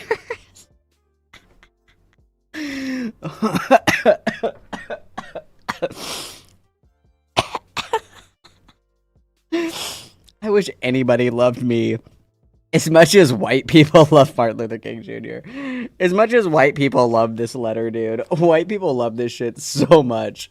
I wish somebody loved me like that. Okay, I'm sorry. Wow, okay. Clearly the section that reads, quote, I must make 2 honest confessions to you, my Christian and Jewish brothers. First, I must confess that over the last few years... How funny would it have been if she like, enunciated it and she was like, my brothers. I'm surprised that she didn't. I have been gravely disappointed with the white moderate. I have almost reached the conclusion that the Negro's great stumbling block in the stride towards freedom is not the white... Oh my god, did she say the word? I have almost reached the regrettable conclusion that the Negro's great stumbling block... No, Ethel! In the stride towards freedom You're is not not supposed the white to citizen say council it. or the Ku Klux Klaner, but the white moderate who is more devoted to order than to justice, who prefers a negative peace, which is the absence of tension, to a positive peace, which is the presence of justice, who constantly says, I agree with you in the goal you seek, but I can't agree with your methods of direct action, who paternalistically feels that he can set the timetable for another man's freedom, who... Dude, she couldn't have just said, like, ninja or something. She had to say the word. That's not very white moderate of you. ...lives by the myth of time, and who constantly advises the Negro to wait until a... No, she said it again! Shallow understanding from people of goodwill is more frustrating than absolute misunderstanding from people of ill will. Is this like an American thing? Because in America, we don't say that word. Like in America, us white people, we don't say that word. We also don't say that one. Like, we don't say either of them. We know not to say that one. Is that like an American thing? Like, do British people just like say that shit? Is that like a cultural thing? Because in America, we don't say that one either. In America, that one's just as bad. We don't say that one. Oh, this is an autism thing? Okay, thank you for clarifying. Lukewarm acceptance is more bewildering than outright rejection. End quote. Again, Snow's only actions surrounding the events of 2019 were to tone police the trans community. To that effect, it's worth taking a moment to compare Snow's refusal to... It's true. Jimmy Snow totally would have hated Martin Luther King. So true. ...act when Woodford set the trans community on fire, to how he reacted when Oates invoked trans misogyny to Darvo me. How Snow went from, we need everything in private, to producing a 4-part series about me that completely glossed over the extent of Woodford's violence, giving us another clear example of the sort of hypocrisy this circle ran on. How they refused to do call-outs of violent transphobes, yet had no issue doing just that to demonize the very trans people, trying to hold said violent transphobes accountable. All to protect the almighty dollar. Now, a big part of this tone policing was constantly bemoaning the fact that my defense of my community was taking... I am stunt-locked beyond recognition. She not only read a letter from Birmingham jail, she said the word that you're not supposed to say. Like, she read the word. It's not the N-word, but it's another N-word that we're not supposed to say. I am so stunt-locked right now. I don't know if I can move past this. The spotlight away from Snow's campaign in response to the Liberty Baptist Church's Make America Straight Again conference. Now, to be clear, the LBC is an absolutely horrific organization made up of equally horrific members like Pastor Tommy McMurtry. That is not in dispute. What I do take issue with is the way in which people like Jimmy Snow, Rachel Oates, and their associates presented their campaign not merely as more important than ongoing violence against the trans community within secular circles, but as the pinnacle of LGBT+ activism. We see this in how Snow quite literally invokes that activism as justification for ordering his fans to ignore the mounting criticism of him within the trans community towards the end of August, again, they posting about me, stating, quote, hey, just a reminder that I love all you pumpkins. There are going to be bullies who try to undermine the incredible work... Oh no, we're sexually harassing the guy again because he made a joke about him fucking pumpkins. You've done together, ignore them. True. Roxy is so right. She just hates fun. That's really it. She just hates fun. That's it, okay. Pumpkin Saga Part 2, coming soon. End quote. Yet, to really Coming see just soon. how furious criticism of his pumpkin platitudes made Snow feel, we have to look no further than his fourth video about me, specifically his section going after former ACA presenter, Jen Peoples. Then today, actually, you see Jen Peoples posting out that when they see a pumpkin, what they see are straight people who are just trying to practice symbolic allyship. Well, that's too bad, Jen. Jen, maybe you should educate yourself. I'll put the links down below of what the pumpkin saga actually is, because this is a meaningful effort that means a lot to a lot of us who would like to see a lot less dead kids, and it amazes me that people like you and Essence of Thought would rather put queer versus queer. Then even if you can't support us because you have some problem with us, then just shut your mouth about it. Jen Peoples is an openly gay veteran who, by this point, has spent almost a decade openly campaigning for gay equality, including, yet not limited to, fighting for gay equality under US law. That is the person Snow is attacking, effectively ordering her to view his performative little shtick as something with more value. This is— Oh my god, bro. Literally saying like, hey guys, maybe we shouldn't fight to the death over minutia is like, oh my god. She just hates fun.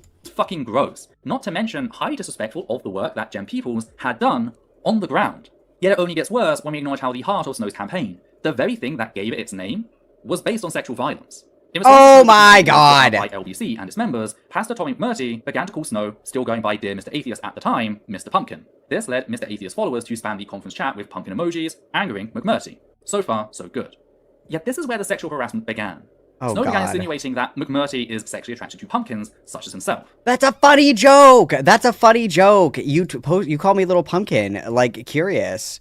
Do you think pumpkins are hot? Like, oh my god. Snow then set up a website, TommyMcMurtry.com, to which he uploaded sexual images of anthropomorphic pumpkins, as well as drawings of McMurtry himself engaged in sexual acts with pumpkins. Okay, I disavow. Images that were routinely sent to McMurtry.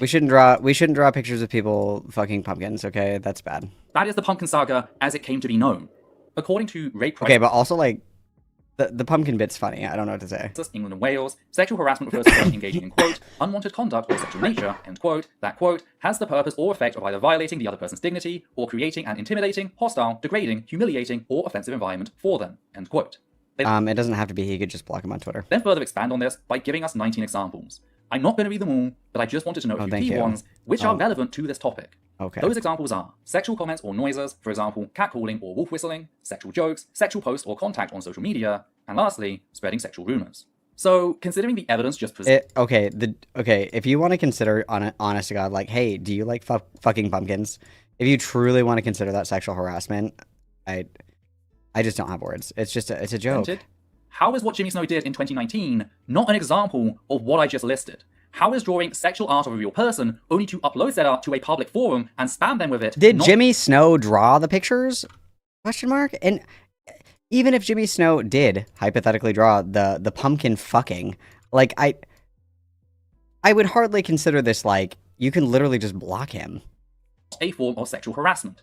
To me, this was sexual violence that Jimmy Snow not only felt good for enacting, believing he deserved to be celebrated. And we jump from sexual harassment all the way to sexual violence. We're doing the poppy method 101.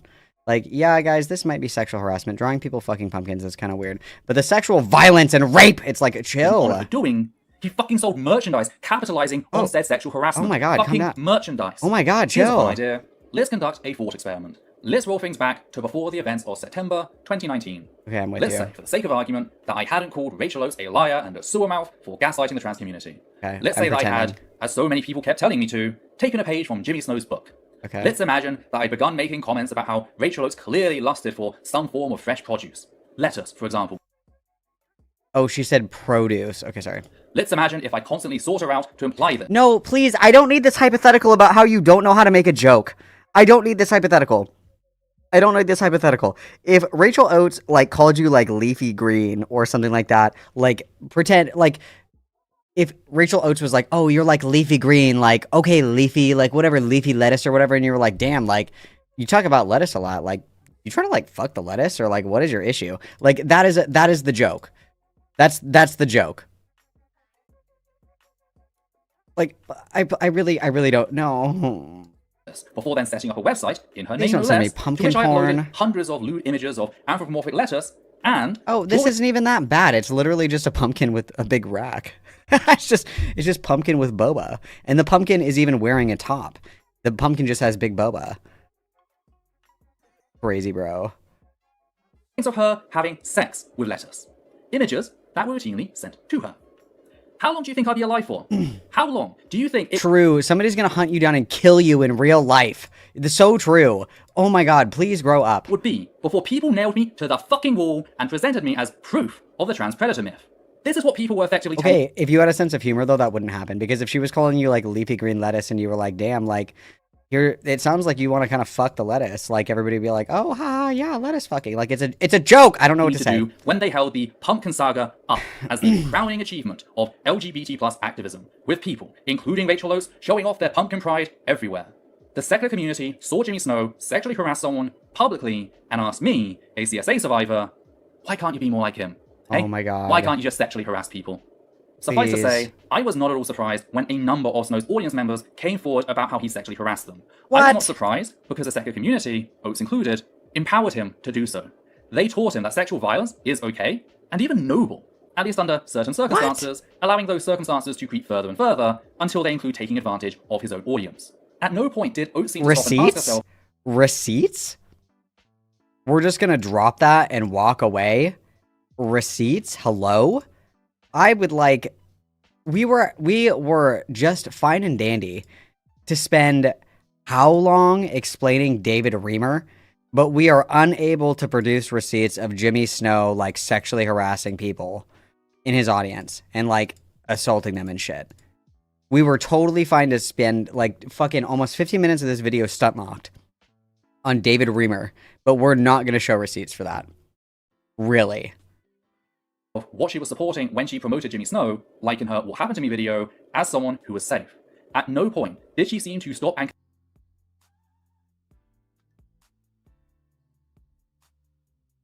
This is for the sake of drama. I want a genuine apology for everybody. Since that's thought as me block. Okay, this is about Ethel. I want... What about Jimmy Snow? consider what she was promoting when she included pumpkins in her profile name. Oh my god, because she was laughing along at the joke! She thought the joke was funny. The joke is funny. Their brands clashed over the whole Gabby Hanna situation. Only when there was money at stake did she finally take a stand. But by that point, it was already too late. By that point, Jimmy Snow had the pumpkin had already been fucked. It was too late, you guys. The pumpkin had already been fucked. She harassed multiple people with, in my mind... Please, you found misinformation. Okay, what is this sexual harassment shit? Was Jimmy Snow sexually harassed? Hello? There's no receipts here. There were no pictures of the pastor funking. It was... Okay, there was... Okay, I'm getting information now. There were no pictures of the pastor fucking pumpkins. It was only sexy pumpkins. Repeat, it was only sexy pumpkins. Okay, I don't think that, like, sexy pumpkins is, like, sexual harassment. Okay, this is true. This is literally... I can show this on stream. This is just sexy pumpkins, you guys. This is what this is. And then I'll scroll all the way to the bottom, and I will confirm or deny if there are sexy pumpkins. Okay, it's literally just sexy pumpkins, guys. Like...